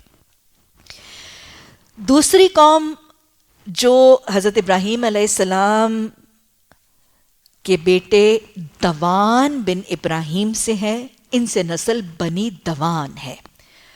اگر ہم کچھ ہسٹری کی کتب دیکھیں تو ان کو تاریخ میں ڈیڈنائٹس کے نام سے بھی جانا گیا ہے۔ یہ ڈیڈنائٹس بنیادی طور پر اصحاب الایکا ہیں، اور یہ علاقہ عرب کا شمالی علاقے کے آبادکار ہوئے۔ ان کی آبادی میں شمالی عرب کے تیمہ، علا اور تبوک کے علاقے تھے، اور یہی ایکا والوں کی بستیاں ہیں، اور ان کا صدر مقام ایکا تھا جو آج کا تبوک کا مقام ہے۔ اب اگلا سوال ہے کہ دونوں قوموں کی طرف ایک نبی کیوں بھیجا گیا؟ اصل میں بات یہ ہے کہ دونوں قوموں کی طرف نبی ایک اس لیے بھیجا گیا تھا کہ ان کے اندر بہت سی چیزیں مشترک اور کامن تھیں۔ ان کے علاقے متصل تھے، بالکل اٹیچڈ، ایڈجوائننگ، ساتھ ساتھ علاقے تھے ان کے. ان کی نسل ایک، گھرانوں کی لڑی ایک، خاندان ایک، نسب ایک، رنگ و نسل ایک، ذات ایک، برادری ایک، زبان ایک، جد و امجد آباء و اجداد ایک. اور پھر صرف یہی نہیں، ان کے جغرافیائی اور ان کے جو معاشرتی قرب تھا، جغرافیکل، اور ان کے جو سوشل آپس میں تعلق تھا، اس کی وجہ سے ان کے رشتے بھی آپس میں، شادیاں اور نکاح بھی آپس میں بہت تھے. تو گویا یہ دونوں قومیں آپس میں رچی بسی گھلی ملی تھیں. ظاہراً تو دو قومیں تھیں، لیکن آپس میں بہت گہرے تعلقات اور گہرے رابطے تھے، اور رچی بسی گھلی ملی قومیں تھیں. ایک ہی گناہ تھے، ایک ہی طریقے تھے، ایک ہی باتوں کے خوگر تھے. ان قوموں کے حالات اور معاملات کیسے تھے؟ اللہ سبحانہ تعالیٰ نے ان کو کن کن نعمتوں سے نوازا تھا؟ بڑی فراخی، مالی فراخی تھی، اور ویسے بڑی متمدن اور خوشحال قوم تھی. سب سے بڑا انعام جو اللہ سبحانہ تعالیٰ نے اس قوم پر کیا تھا کہ ان کو تجارت میں اللہ سبحانہ تعالیٰ نے قریش مکہ کی طرح تجارت میں اللہ نے بڑی بڑھوتی دی تھی. تجارت کا علم اور نو ہاؤ بھی دیا تھا. تجارت ایک پیشہ ہے، اس کا سکل، اس کو نو ہاؤ، اس کی ٹیکٹکس بھی ان کے پاس تھیں. اور سب سے بڑی بات ہے کہ اس قوم کو ان کے تجارتی بڑھوتی کے لیے علاقہ جو تھا نا، وہ بڑا بہترین تھا. اپنی جیو پولیٹیکل لوکیشن کی وجہ سے یہ تجارت میں بڑی ترقی کر گئے. ان کی تجارت کی اس اتنی زبردست ترقی کی وجہ ان کی جغرافیائی لوکیشن تھی. قرآن نے بھی اللہ نے اس میں تذکرہ فرمایا وَإِنَّهُمَا لِبِإِمَامٍ مُبِينٍ. وَإِنَّهُمَا کہ اس میں کوئی شک نہیں کہ یہ دونوں لِبِإِمَامٍ مُبِينٍ واضح شاہراہوں کے اوپر تھی، بڑی بڑی شاہراہوں کے اوپر یہ دونوں بستیاں قائم تھیں. اور یہ وہ دونوں شاہراہیں ہیں، اگر ہم دور قدیم کی شاہراہیں دیکھیں تو یہ بحر احمر سے کے کنارے پر یہ یمن سے لے کے مکہ اور شام تک جانے والے علاقے، یہ ایک شاہراہ. اور دوسری شاہراہ کے حوالے سے اگر دیکھا جائے تو یہ دوسری شاہراہ جو ہے وہ عراق سے مصر کی طرف جاتی تھی. تو یہ دو شاہراہوں کے سنگم پر گویا دو بڑی بڑی تجارتی شاہراہیں، دو بڑے بڑے ٹریڈ روٹس کے سنگم پر، چوراہے پر بیٹھی تھی یہ قوم. ظاہر ہے جو قوم تجارتی شاہراہوں کے چوراہے پہ بیٹھی ہوگی، اس کی تجارت تو پھلے پھولے گی، اس کے لیے تجارت بہت آسان ہوگی. تو لہٰذا یہ سارے معاملات اللہ سبحانہ تعالیٰ نے ان کو انعام کے طور پر دیے تھے. لیکن قوم کی غلط روی اور قوم کی سرکشی کیا تھی کہ قوم بنیادی طور پر ناشکری اور بدعمل تھی. اللہ سبحانہ تعالیٰ نے ان کو تجارت کے فروغ کے لیے سارے اسباب اور وسائل فراہم کیے تھے. اور وہی جو مطالبہ اللہ کا ایسے معاملات میں سورہ قریش میں اگر ہم دیکھیں تو اللہ سبحانہ تعالیٰ کیا فرماتے ہیں؟ قریش کو بھی تو اللہ نے تجارت کے اسباب فراہم کیے تھے، تو اللہ نے مطالبہ کیا ایلاف فی قریش ایلافہم رحلۃ الشتاء والصیف. اللہ سبحانہ تعالیٰ نے قریش کی الفت ڈالی تھی لوگوں کے دلوں میں، ان کا روب، ان کا دبدبہ، ان کی ہیبت ڈالی تھی، ان کا دھاک بٹھا دی تھی. لوگ ان کے قافلوں کو ہاتھ نہیں لگاتے تھے قریش مکہ کے. اور پھر اللہ نے ان کو رحلۃ الشتاء والصیف، گرمی اور سردی کے سفر ان کو سکھا دیے تھے، آسان کر دیے تھے. تو اللہ نے یہ دو تجارت کی آسانیوں کے بعد قریش مکہ سے کیا مطالبہ کیا تھا؟ فَلْيَعْبُدُوا رَبَّ هَٰذَا الْبَيْتِ، فَلْيَعْبُدُوا رَبَّ هَٰذَا الْبَيْتِ، اس گھر کے رب کی اب عبادت کرو. تو اللہ سبحانہ تعالیٰ کا اس قوم سے بھی یہ مطالبہ تھا کہ جب تمہیں تجارت کی بڑھوتی کے سارے مال، سارے وسباب، ساری چیزیں فراہم کر دی ہیں، تو تم بھی کیا کرو؟ اللہ کا شکر کرو، اللہ کے نظام کو تھامو، امن کرو. تو اللہ سبحانہ تعالیٰ نے یہ نعمتیں ان کو دی تھیں. تو یہ جو تجارت اور مال کی بڑھوتی اور قصب حلال کمانے کا ذریعہ، رزق حلال کمانے کے وسائل اسباب فراہم کیے تھے، شکر کا طریقہ کیا تھا؟ وہ جو اللہ قرآن میں فرماتے ہیں وَابْتَغُوا فَضْلًا مِّن رَبِّكُمْ، اللہ کا فضل تلاش کرتے، رزق حلال تلاش کرتے. لیکن انہوں نے کیا کیا کہ رزق حلال تلاش کر کے اسی پر توکل اور قناعت کرنے کی بجائے، اسی کی برکت کی کوشش اور دعائیں کرنے کی بجائے، انہوں نے فتنہ فساد کرنا شروع کر دیا. ویسے آپ کو بتائیں کہ رزق حلال تلاش کرنے والے تاجر کا درجہ تو قیامت کے دن صالحین، انبیاء اور شہداء کے ساتھ ہوگا. لیکن انہوں نے نافرمانی کی، انہوں نے ناشکری کی، اور بنیادی طور پر ان کا مسئلہ بھی مال ہی کی محبت تھا. انہ لحب الخیر لشدید وتحبون المال حبا جما. مال کی محبت یہ فتنہ بنتی نظر آتی ہے بار بار قوموں کے اندر. یہ مال کی محبت تھی جس کی وجہ سے یہ حریص ہو گئے تھے. ہرس، ہوس، لالچ اور طمع کا شکار ہو گئے تھے. اور حدیث بتاتی ہے نا کہ ہرس اور ہوس ایمان کا کیسے نقصان اٹھاتی ہے، کہ ایک بھوکا بھیڑیا بھی ایک بکریوں کے ریوڑ کو وہ نقصان نہیں پہنچاتا جتنا ہرس اور ہوس ایمان کو پہنچاتا ہے. تو یہ جو مال کی محبت کے قیدی تھے، یہ ہرس اور ہوس میں جب مبتلا ہوئے تو ایمان کا جنازہ اٹھ گیا، اور یہ بہت سے بڑے بڑے گناہوں کے مرتکب ہو گئے. سب سے پہلا گناہ، یہ تجارتی شاہراہ پر ہونے کا غلط فائدہ اٹھاتے تھے. اور دوسری قوموں کے تجارتی قافلے جب یہاں سے گزرتے تھے تو بھاری خراج وصول کرتے تھے. ان کے پاس کوئی حق نہیں تھا اس کا، زمین اللہ کی ہے.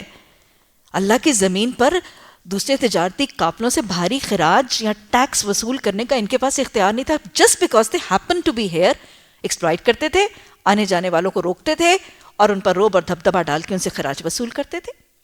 متحرک جذبہ کیا ہے؟ مال کی محبت.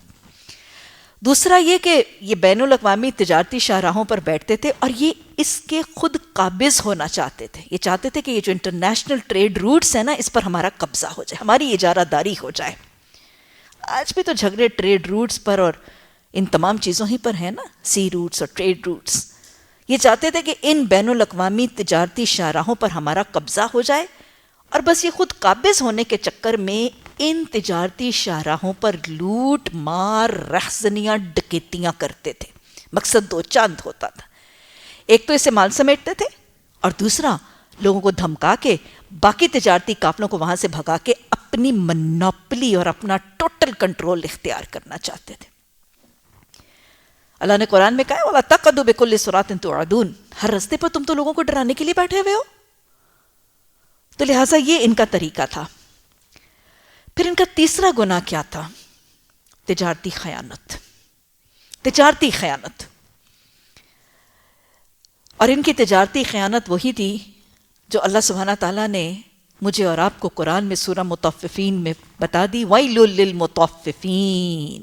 ہلاکت ہے، تباہی ہے، بربادی ہے ناپ تول میں ڈنڈی مارنے والوں کے لیے، جو دیتے ہوئے تو تھوڑا دیتے ہیں، لیتے ہوئے پورا لیتے ہیں. یہ مطففین تھے، یہ ناپ اور تول میں کمی کرتے تھے. گویا یہ تجارتی خیانت بھی پیچھے متحرک جذبہ کیا تھا؟ مال کی محبت، تقاصر کا شوق. چوتھا، ان تمام زدائل کے ساتھ شرک اور بت پرستی کے بھی عادی تھے. اور پھر پانچواں اور ایک بہت بڑا کبھی عمل وہ یہ تھا کہ جب حضرت شعیب علیہ السلام ان کو روکتے تھے، ان کو منع کرتے تھے، واض و نصیحت کرتے تھے، تو ضد اور ڈھٹائی سے، پورے تکبر سے اپنے غلط رویے پر جمے رہتے تھے. بلکہ قوم کو بھی حضرت شعیب علیہ السلام کے رویے پر نہ چلنے کی تاکید کرتے تھے. کہتے تھے کہ اچھا بھلا تمہارا کاروبار چل رہا ہے، اچھا بھلا تم مال کما رہے ہو، اگر تم شعیب علیہ السلام کی باتوں کے پیچھے چلو گے تو تمہارا کاروبار، تمہارا دھندا مندہ پڑ جائے گا. نہ خود مانتے تھے اور راستے میں ٹیڑھ کر کے لوگوں کو بھی اللہ کی تعلیمات پر چلنے سے روکتے تھے. حضرت شعیب علیہ السلام نے دعوت جاری رکھی تو ان کو ڈراتے تھے، ان کو دھمکاتے تھے. اور پھر آخر میں تو سورہ ہود کی آیت نمبر 91 آج ہم پڑھیں گے، وَلَوْ رَحْتَكَ لَرَجَمْنَاكَ، کہ ہے شعیب اگر ہمیں تیری برادری والوں کا ڈرنا ہوتا نا تو ہم تجھے کبھی سے رجم کر چکے ہوتے، تجھے سنسار کر چکے ہوتے. تو گویا نبی اللہ کی تعلیمات کا انکار، ضد، ڈھٹائی اور تکبر سے پچھلے رویے پر جمنا، غلط روی پر جمنا، اطیع اللہ اور اطیع الرسول سے سرکشی، یہ سارے جذبات متحرک اور وجہ بنے عذاب الہی کا. عذاب کیسے آیا؟ اہل مدین پر تو رجفہ، زلزلے کا تذکرہ آتا ہے. زلزلوں اور ہولناک دھماکوں کا تذکرہ آتا ہے. اور یہ سب کیا ہے؟ آتش فشاں ہے. آتش فشاں کے پھٹنے سے دھماکہ، اور آتش فشاں کے مد و جزر سے زلزلہ، تو یہ تو اہل مدین پر رجفہ کا عذاب قرآن میں مذکور ہے۔ اصحاب الایقہ پر سورہ شعراء کی آیت نمبر 189 میں تذکر آتا ہے ذلہ، ایک سائبان سا تھا، ایک بادل سا تھا، ایک چھتری سی تھی جو ان پر چھائی رہتی تھی۔ اصل میں اس قوم نے، ایکا والوں نے آسمان سے عذاب کا مطالبہ کیا تھا۔ انہوں نے خود کہا تھا کہ جا تو لے آ ہم پر عذاب آسمان سے اگر تو اپنے وعدے میں سچا ہے۔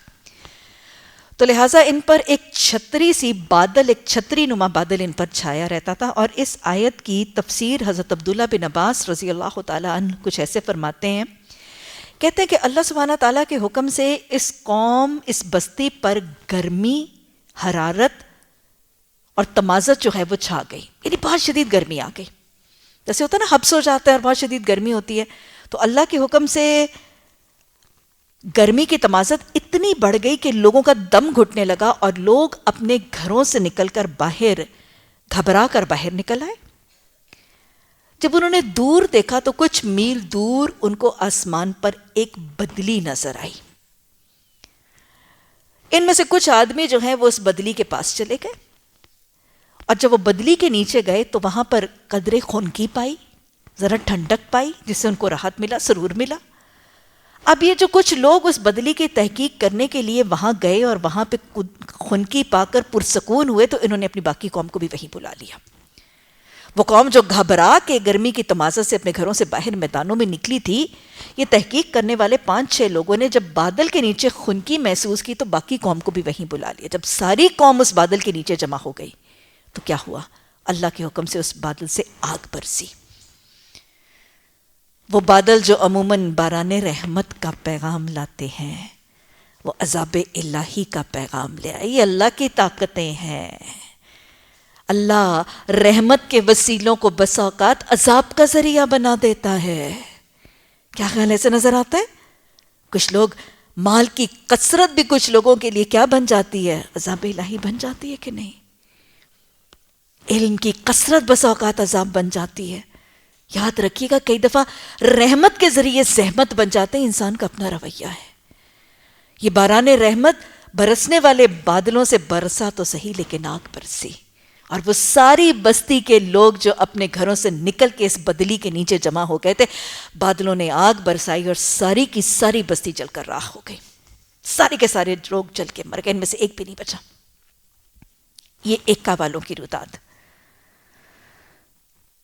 اور ہمیں پتہ چلتا ہے کہ اصحاب الراس، یہ لوگ، یہ بھی کفر اور الحاد اور شرک کرتے تھے، اور ان کو بھی حضرت شعیب علیہ السلام نے متنبہ کیا، آگاہ کیا، خبردار کیا۔ یہ بھی نہیں سدھرے اور یہ بھی عذاب الہی سے ہلاک اور برباد ہوئے۔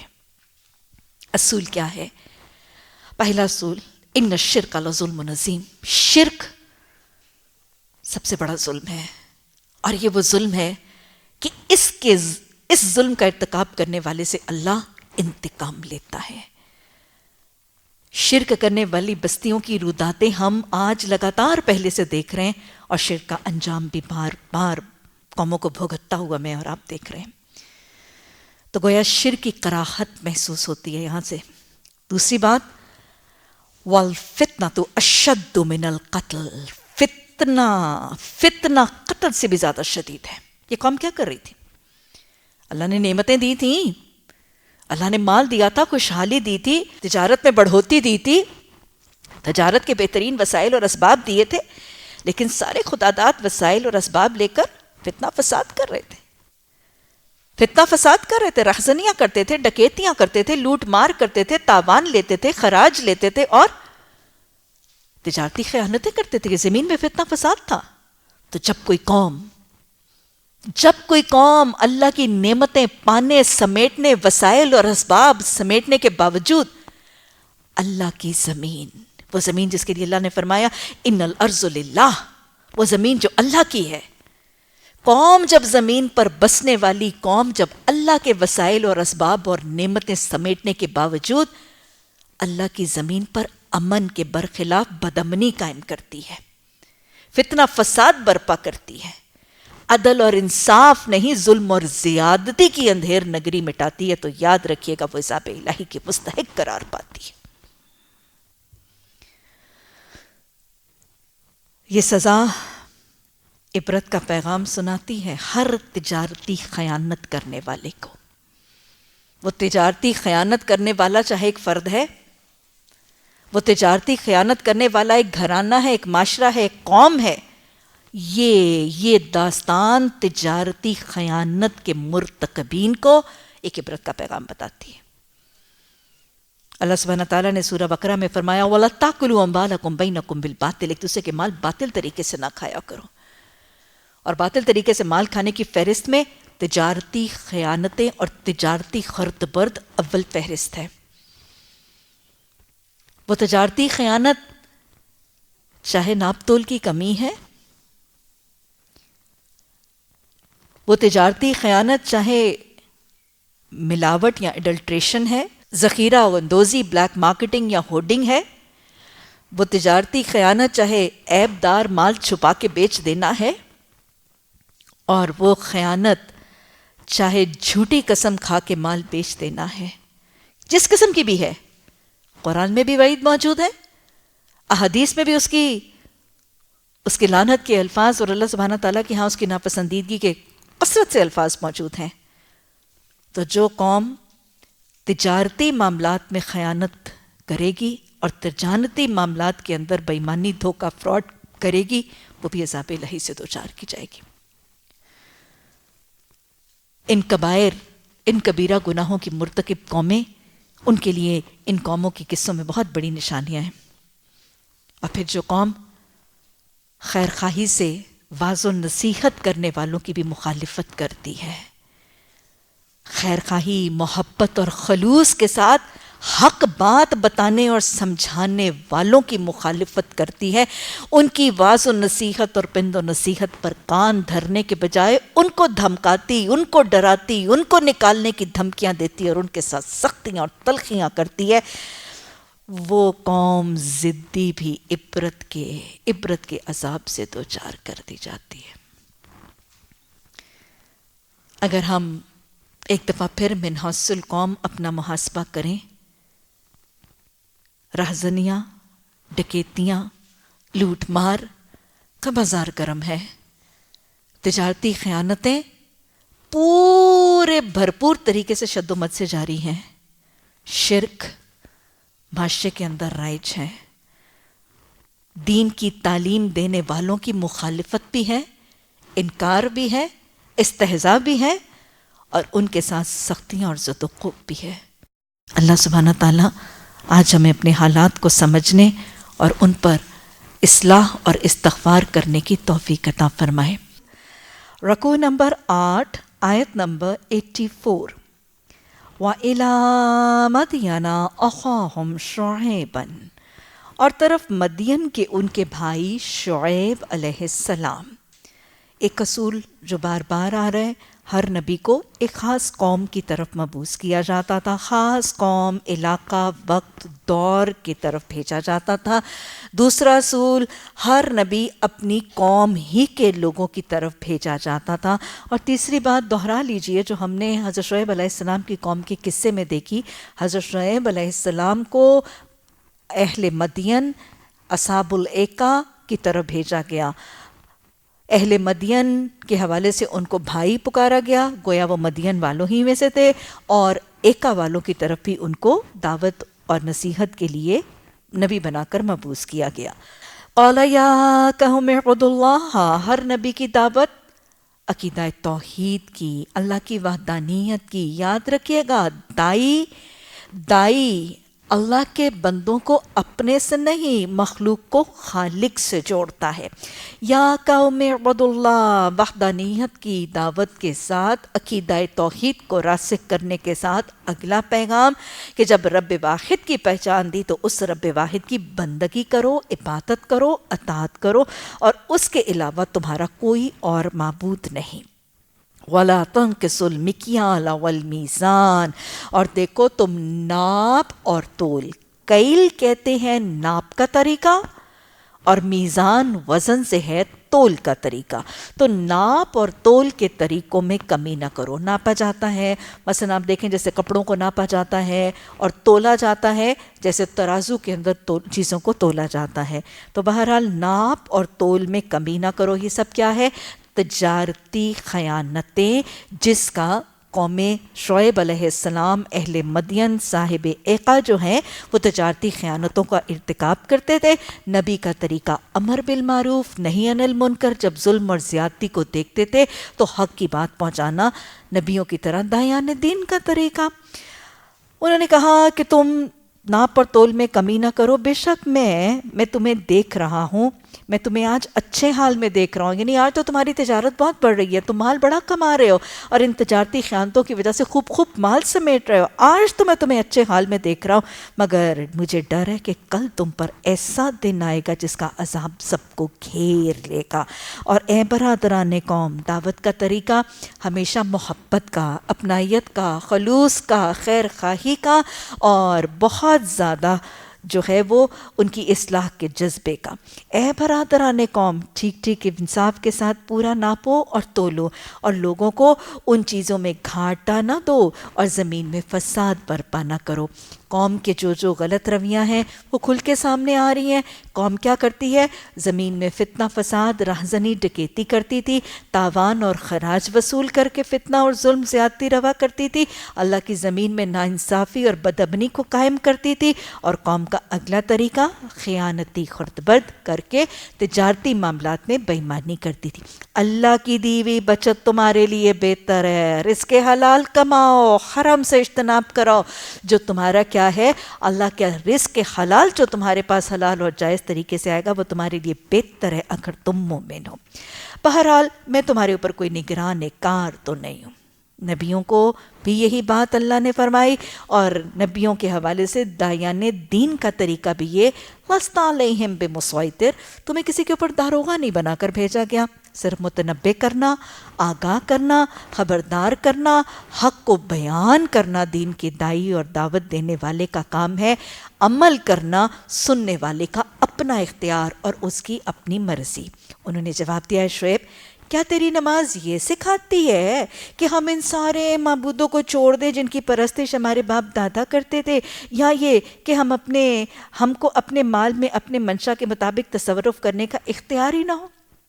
یہ جواب تھا حضرت شعیب علیہ السلام کی قوم. کیا آپ کی نماز یہ سکھاتی ہے کہ ہم اپنے آباء و اجداد کے طریقوں کو چھوڑ دیں؟ آج بھی تو ذرا سا کوئی شخص واعظ و نصیحت کرنے لگے, کوئی نمازی, کوئی دیندار, کوئی مبلغ, کوئی دائی بات کرنے لگے تو فوراً لوگ کیا کہتے ہیں, تم جو بڑی نیکوکار بنی پھرتی ہو, تم جو اتنی نمازی پرہیزگار بنی پھرتی ہو, تمہارا قرآن یہی بتاتا ہے کہ ہم قرآن خوانیاں کرنی چھوڑ دیں؟ تمہاری قرآن کی تعلیم تمہیں یہی بتاتی ہے کہ ہم کلمے پڑھنے چھوڑ دیں؟ تمہارا قرآن ہمیں یہی بتاتا ہے کہ ہم کل اور 40 کے اوپر ختم جو ہے فلانے کلمات کا یہ پڑھنا چھوڑ دیں؟ تو آج بھی ایسی تنقید ہے. شیطان اصل میں متحرک ہے, ہر دور میں وہ ایک قسم کے جملے اور ایک قسم کے وسوسے لوگوں کے دلوں میں ڈالتا ہے. اے شعیب, کیا تیری نماز بس یہی سکھاتی ہے کہ ہم ان سارے معبودوں کو چھوڑ دیں جن کی پرستش ہمارے باپ دادا کرتے آئے تھے, اور یہاں یہ کہ ہمیں اپنے مال میں اپنی مرضی کے مطابق تصرف کا اختیار نہ ہو؟ یہ کیا تھا؟ وہ کہتے تھے مال ہمارا, کاروبار ہماری, محنت ہماری, بزنس ہم کرتے ہیں, ٹریڈ ہم کرتے ہیں, سفر ہم کرتے ہیں, پاپڑ ہم بیلتے ہیں اپنے خون پسینے کی کمائی کے اوپر. تم کہتے ہو کہ مرضی تمہاری ہوگی اور تمہارے رب کی ہوگی, ہمارا مال ہے بھی, ہم جیسے مرضی خرچ کریں. نہیں, مال کس کا ہے؟ رازق کا ہے. واللہ یرزق من یشاء بغیر حساب, وہ جس کو چاہتا ہے کھلا دیتا ہے, جس کو چاہتا ہے نپا تلا دیتا ہے. تو گویا جب رازق وہ ہے, رزق کی کنجیاں اس کے پاس ہیں, تو جب وہ رازق اپنی رزق کی کنجیاں کھول کے مجھے اور آپ کو دیتا ہے تو اس کو اپنا سمجھ کر یا اپنے زور بازو کا گھمنڈ کر کے یا اپنی صحیح کا معاملہ کر کے استعمال نہیں کرنا, اس کو رازق کا رزق سمجھ کر شکر کے تقاضے کے مطابق, اللہ کے احکامات کے مطابق کمانا ہے, اللہ کے حدود کے مطابق خرچ کرنا ہے, حرام سے خرچ کرنے سے بچنا ہے, اور اللہ کے شکر کے تقاضوں کے مطابق اللہ کی رضا اور جنت کے حصول اور اللہ کے بندوں اور دین کی خدمت کے لیے وقف کرنا ہے. بس ایک تو ہی تو عالی ظرف اور استقباس آدمی رہ گیا. آج بھی لوگ ایسا کہتے ہیں بس ایک تم ہی رہ گئی ہو نا نیکوکار, سارا کچھ اب تم میں ہی پتہ ہے نا, تم ہی سارا کچھ بتاؤ گی نا, 4 دن پڑھ کے ہمیں بتانے آ گئے. شعیب علیہ السلام نے کہا بھائیو تم خود ہی سوچو کہ اگر میں اپنے رب کی طرف سے کھلی شہادت پر تھا, یعنی سوچو اگر واقعی میری بات صحیح ہوئی اور اس نے اپنے ہاتھ سے مجھے اچھا رزق بھی دیا ہو, تو اس کے بعد تمہاری گمراہیوں اور حرام خوریوں میں تمہارا شریک حال کیسے ہو سکتا ہوں؟ اور میں ہرگز نہیں چاہتا کہ جن باتوں سے میں تم کو روکتا ہوں میں خود ان کا ارتکاب کروں. میں نے آپ کو بتایا تھا شروع میں کہ جب ہم سورہ ہود میں قوموں کے اور نبیوں کے تذکرے پڑھیں گے تو ہم 2 چیزوں کے اوپر نظر رکھیں گے. قوموں کی غلط روی دیکھیں گے اور اس کا انجام, اور اس کے حوالے سے اپنا محاسبہ کریں گے, اور نبیوں کے رویے دیکھ کے دین کی دعوت تبلیغ کے حکمت اور طریقے اور ادب سیکھیں گے.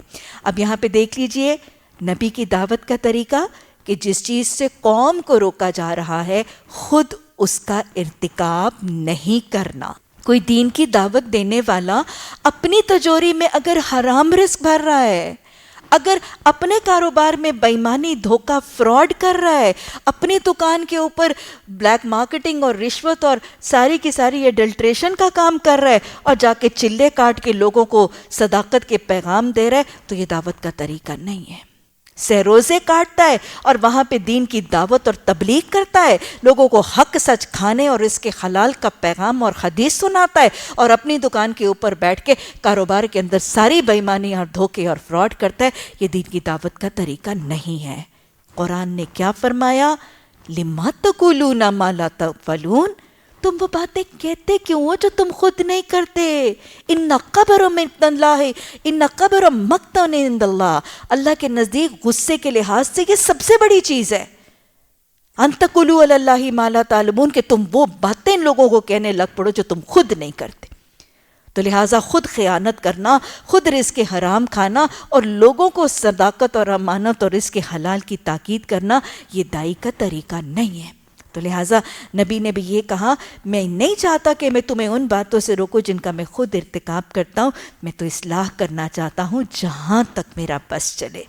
تو داعی کے لیے نبی کی اگلی سنت اصلاح اس کی زندگی کا مقصد ہے. ایک داعی کی زندگی کا مقصد اپنے معاشرے کی اصلاح, ان کو خیر کی طرف, بھلائی کی طرف, حلال کی طرف, جائز کی طرف, رب پسند کی طرف لانا, منکرات اور فحش سے روکنا ایک داعی کی زندگی کا مقصد. اور یہ جو کچھ میں کرنا چاہتا ہوں اس کا سارے کا سارا انحصار اللہ کی توفیق پر ہے. اسی پر میں نے بھروسہ کیا اور ہر معاملے کی طرف میں اسی کی طرف رجوع کرتا ہوں. ایک دین کے داعی کے لیے حضرت شعیب علیہ السلام کے ان جملوں میں اگلا پیغام کیا ہے کہ دین کی دعوت کرنے والے کو اپنی دعوت پر کوئی گھمنڈ, کوئی تکبر, اپنے خطاب پر, اپنے خطبوں پر, اپنی فصاحت پر, اپنی بلاغت پر, اپنی علمیت پر, اپنی کسی چیز پر کوئی تکبر نہیں. وما توفیقی الا باللہ. اگر میں, آپ, ہم کچھ کریں گے تو اس میں ہمارے زور بازو, ہماری صلاحیتوں کا کوئی اختیار نہیں, یہ صرف اللہ کی توفیق ہے. دین کا داعی ہر وقت شاکر رہتا ہے, دین کا داعی ہر وقت ذاکر ہوتا ہے, دین کا داعی تکبر سے بچ کے عاجزی اور انکساری سے اپنا دامن بھر لیتا ہے. اللہم اجعلنی صبورا وجعلنی شکورا وجعلنی فی عینی صغیرا وفی اعین الناس کبیرا. بڑی پیاری دعا ہے رسول اللہ صلی اللہ علیہ وسلم کی, بالکل اس حوالے سے. تو دین کا داعی اپنی طاقتوں پر انحصار نہیں, اللہ کی قوت, اللہ کی مدد, اللہ کی توفیق پر استقامت سے جو ہے وہ معاملہ کرتا ہے. اور پھر دین کی دعوت دینے والا جب تکبر نہیں کرتا, شکر اور ذکر پر عامل ہوتا ہے, تو پھر یہ سارا کچھ کرنے کے بعد اللہ پر توکل کرتا ہے, اللہ پر توکل کرتا ہے اور ہر حالت میں اس ہی سے رجوع کرتا ہے.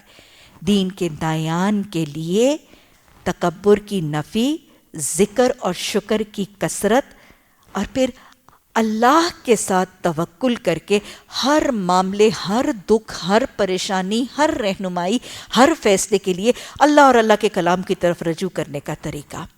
اور اے برادران قوم, دین کا داعی خلوص سے, اپنائیت سے، محبت سے پیغام دیتا ہے، اس کے رویوں کے اندر بھائی چارے کی چاشنی نظر آتی ہے۔ اے برادران قوم، میرے خلاف تمہاری ہٹ دھرمی کہیں یہ نوبت نہ پہنچا دے کہ آخرکار تم پر وہ عذاب آ کر رہے جو نوح یا صالح علیہ السلام کی قوم پر آیا تھا۔ اور دیکھو لوط کی قوم تو تم سے کوئی زیادہ دور نہیں، یعنی جو قوم نبی کی تعلیمات سے ضد کرتی ہے، ڈھٹائی اور ہٹ دھرمی پر جمی رہتی ہے، وہ عذاب الہی سے دوچار ہوتی ہے۔ فرمایا گیا کہ لوط کی قوم تم سے دور نہیں۔ ہمیں پتہ چلتا ہے کہ تاریخ سے کہ قوم میں لوط اور حضرت شعیب علیہ السلام کی قوم کی رودادوں کے درمیان تقریباً 650 سال کا مدت کا فاصلہ ہے، اور یہ مورخین بتاتے ہیں۔ دیکھو اپنے رب سے معافی مانگو، اس کی طرف پلٹ آؤ، بے شک میرا رب رحیم اور اپنی مخلوق سے محبت کرتا ہے۔ یاد رکھیے گا، دعوت دینے والا کوئی بڑا سے بڑا مبلغ، کوئی بڑا سے بڑا دائی لوگوں کو اپنے سے نہیں، ان کو خالق سے جوڑتا ہے۔ دوسری بات، جب کوئی دین کی دعوت دینے والا لوگوں کو خالق سے جوڑتا ہے تو رب کی کون سی صفات کا تعارف؟ میں نے اور آپ نے جب اپنی دعوت کا آغاز کرنا ہے تو لوگوں کو خوف زدہ کر کے، ہیبت زدہ کر کے، اس کے قاہر، اس کے جابر ہونے کا تذکرہ کرنے کی بجائے اس کے غفور الرحیم ہونے کا تذکرہ، اس کے غافر الذنب ہونے کا تذکرہ، اس کے قابل توب ہونے کا تعارف کروانا ہے، لوگوں کو امید دلانی ہے، خوف زدہ کر کے لوگوں کو دین سے بھگانا نہیں ہے۔ سب سے پہلے دین کی دعوت کا بنیادی نقطہ رب کا تعارف کروانے کے بعد یہ تعارف کروانا کہ اس رب کو پہچاننے کے بعد توبہ کر کے اس کی طرف پلٹ آؤ۔ توبہ کا تصور اپنی دعوت کا ایک اہم نقطہ بنانا ضروری ہے۔ آپ ہر نبی کی دعوت میں دیکھ رہے ہیں کہ لوگوں کو توبہ کی طرف مائل کیا جا رہا ہے۔ آج دین کی دعوت میں کئی لوگ شدت سے لوگوں کے اوپر کفر کے فتوے صادر کر دیتے ہیں، لوگوں کے اوپر نفاق کے فتوے صادر کر کے ان کو جہنمی بنا دیتے ہیں۔ لوگوں کو جہنمی بنانا، ان کے اوپر جہنم کا ٹائٹل یا لیبل لگانا، یہ استحقاق بڑے سے بڑے نبی کے پاس بھی نہیں تھا۔ آپ صلی اللہ علیہ وسلم حیات طیبہ میں ایک شخص شہید ہوتا ہے، صحابہ اکرام فرماتے ہیں یا رسول اللہ صلی اللہ علیہ وسلم یہ جنتی ہے۔ آپ نے فرمایا آپ کو کیسے پتہ ہے؟ اس پر تو بھی قرض واجب الادا تھا۔ کسی شخص کے لیے فرمایا گیا یہ جہنمی ہے، آپ نے فوراً کہا تمہیں کیسے پتہ ہے؟ کیا پتہ اس کو کون سے گناہ کی، کون سے اپنی نیکی کے بدلے اللہ نے جنت دے دی ہو؟ تو لوگوں پر کفر کے، لوگوں پر نفاق کے، لوگوں پر جہنمی ہونے کے فتوے صادر کرنا یہ دین کے دایان کا طریقہ نہیں ہے۔ لوگوں کو جہنم سے خوف زدہ کر کے بھگانے کی بجائے ان کو توبہ کے در کے کھلے ہونے کی امید دلانا یہ دعوت اور تبلیغ کا سب سے مثبت اور پازیٹیو حکمت والا طریقہ ہے۔ اللہ ہمیں حکمت اور محبت سے دعوت دینے کے طریقے سکھائے۔ رب کا تعارف کہ وہ توبہ کو قبول کرتا ہے، پھر رب کا تعارف کہ اس کی طرف پلٹ آؤ، کیونکہ جب کوئی شخص دین کی طرف دعوت دیا جاتا ہے اور وہ قرآن اللہ کی بندگی سے دور اور محروم ہوتا ہے تو اس کو اپنے ماضی پہ گناہوں کے جب دھبے نظر آتے ہیں، اپنے ماضی کے کردار میں بہت سے گناہوں کی ایک سرگزشت نظر آتی ہے، اپنے گناہوں کے بھیانک ازدہا نظر آتے ہیں، تو آنے سے رک جاتا ہے۔ جب دائی اس کو استغفر اللہ کے الفاظ یا توبو الی اللہ جمیعہ کی امید سے ان گناہوں کا، اگر وہ زمین سے لے کے آسمان کی چھت تک بھی ہیں، ان کی بخشش کا وعدہ دلاتا ہے تو انسان کا دین کی طرف آنا بہت آسان اور بہت سہل ہو جاتا ہے۔ آسانیاں کراؤ، مشکلیں نہ کرو، یسروا ولا تعسروا، محبتیں پھیلاؤ، نفرتیں نہ پھیلاؤ، یہ ہے دین کی دعوت کا طریقہ۔ اور پھر یہ کہ وہ رب جو تمہارے گناہ معاف کر دے گا، آؤ اس کی طرف آؤ۔ ارے معاشرہ تمہارے گناہ نہیں معاف کرتا، تمہاری برادری تمہاری زیادتیاں معاف نہیں کرتی۔ ارے بہنوں کو، بھائیوں کو، رشتہ داروں کو، عزیزوں کو، قرابت داروں کو منانا مشکل۔ ابھی کچھ ہی دیر پہلے مجھ سے ایک خاتون اپنی حالت زار بیان کر رہی تھی کہ میں اپنے بھائی کے ساتھ ان کے پاؤں پڑنے کو بھی تیار ہوں، اور میں پاؤں بھی پڑتی ہوں، میں ان کی منتیں بھی کرتی ہوں، میں ان سے معافی بھی مانگتی ہوں، لیکن وہ مجھ سے معافی نہیں مانگتے، میری معافی نہیں مانتے اور مجھ سے راضی نہیں ہوتے۔ ارے دنیا منانی بڑی مشکل ہے، رب کو منانا بہت آسان ہے۔ روٹھے منہ کو منانا، ارے دنیا تو چھوٹی چھوٹی بات پر روٹھ جاتی ہے، دنیا تو ہر بات پہ پہلے ہی ناراض ہونے کو تیار ہے. رب راضی ہونے کے دروازے کھولتا ہے، رب اپنی رضا کے طریقے سکھاتا ہے، اور رب اپنی راضی کرنے والوں کو جنت کے وعدے فرماتا ہے. اس کی رضا کو اپنا پیمانہ بنانا ہے، اس کی رضا کو اپنی طلب اور تڑپ بنانا ہے. دنیا کی ناراضگیوں سے غنی ہو کر اس کی رضا کو اپنی اول ترجیح بنانا ہے. یہ ہے دعوت کا سب سے بنیادی نقطہ. اس کو راضی کرو، اس کی طرف پلٹ آؤ. اپنی برادری کی طرف پلٹتے ہو، اپنے رشتہ داروں کی طرف پلٹتے ہو، وہ تمہیں تو دھتکار دیتے ہیں، تمہارا معاشرہ تمہیں دھتکار دیتا ہے. ارے اس کی طرف آؤ، جب تم آتے ہو تو وہ خوش ہو جاتا ہے. کتنا خوش ہوتا ہے. اللہ فرما رہے ہیں یہاں پہ کہ اس کا تعارف کیسے کروایا گیا. وہ الودود ہے. اللہ کتنی محبت کرتا ہے، اور اللہ کو اپنے پلٹنے والے بندے کے پلٹنے پر کتنی خوشی ہوتی ہے. حدیث مبارکہ کے الفاظ ہیں، آپ صلی اللہ علیہ وسلم نے ایک حدیث میں فرمایا، آپ نے مثال دی کہ دیکھو اگر ایک شخص ہے، وہ صحرا میں سفر کرتا ہے، بے آب و گیا وادی میں سفر کرتا ہے، اور اس کے پاس ایک اونٹ ہے جس پر اس کا کل متاع حیات ہے، اس کا کھانا پینا پانی سب اس اونٹ پر ہے، اور وہ اونٹ گم ہو جاتا ہے. اس کو تلاش کرتا ہے. بہت طویل حدیث ہے اس لیے میں مفہوم بتا رہی ہوں. مسافر بے آب و گیا صحرا میں، اس کا اونٹ جس کے اوپر کل اس کا سامان کا زادے راہ، اور وہ اونٹ غائب ہو جاتا ہے. وہ اس کو تلاش کرتا ہے، اس کو ڈھونڈتا ہے لیکن وہ اونٹ اس کو نہیں ملتا. تھک ہار کے وہ زندگی کی آخری امید کھو کر وہ بیٹھ جاتا ہے. آپ نے فرمایا کہ دیکھو جتنی خوشی اس مسافر کو اس اونٹ کے ملنے پر ہوگی، اللہ کو اس سے بہت زیادہ خوشی تب ہوتی ہے جب بندہ اس کی طرف پلٹ آتا ہے.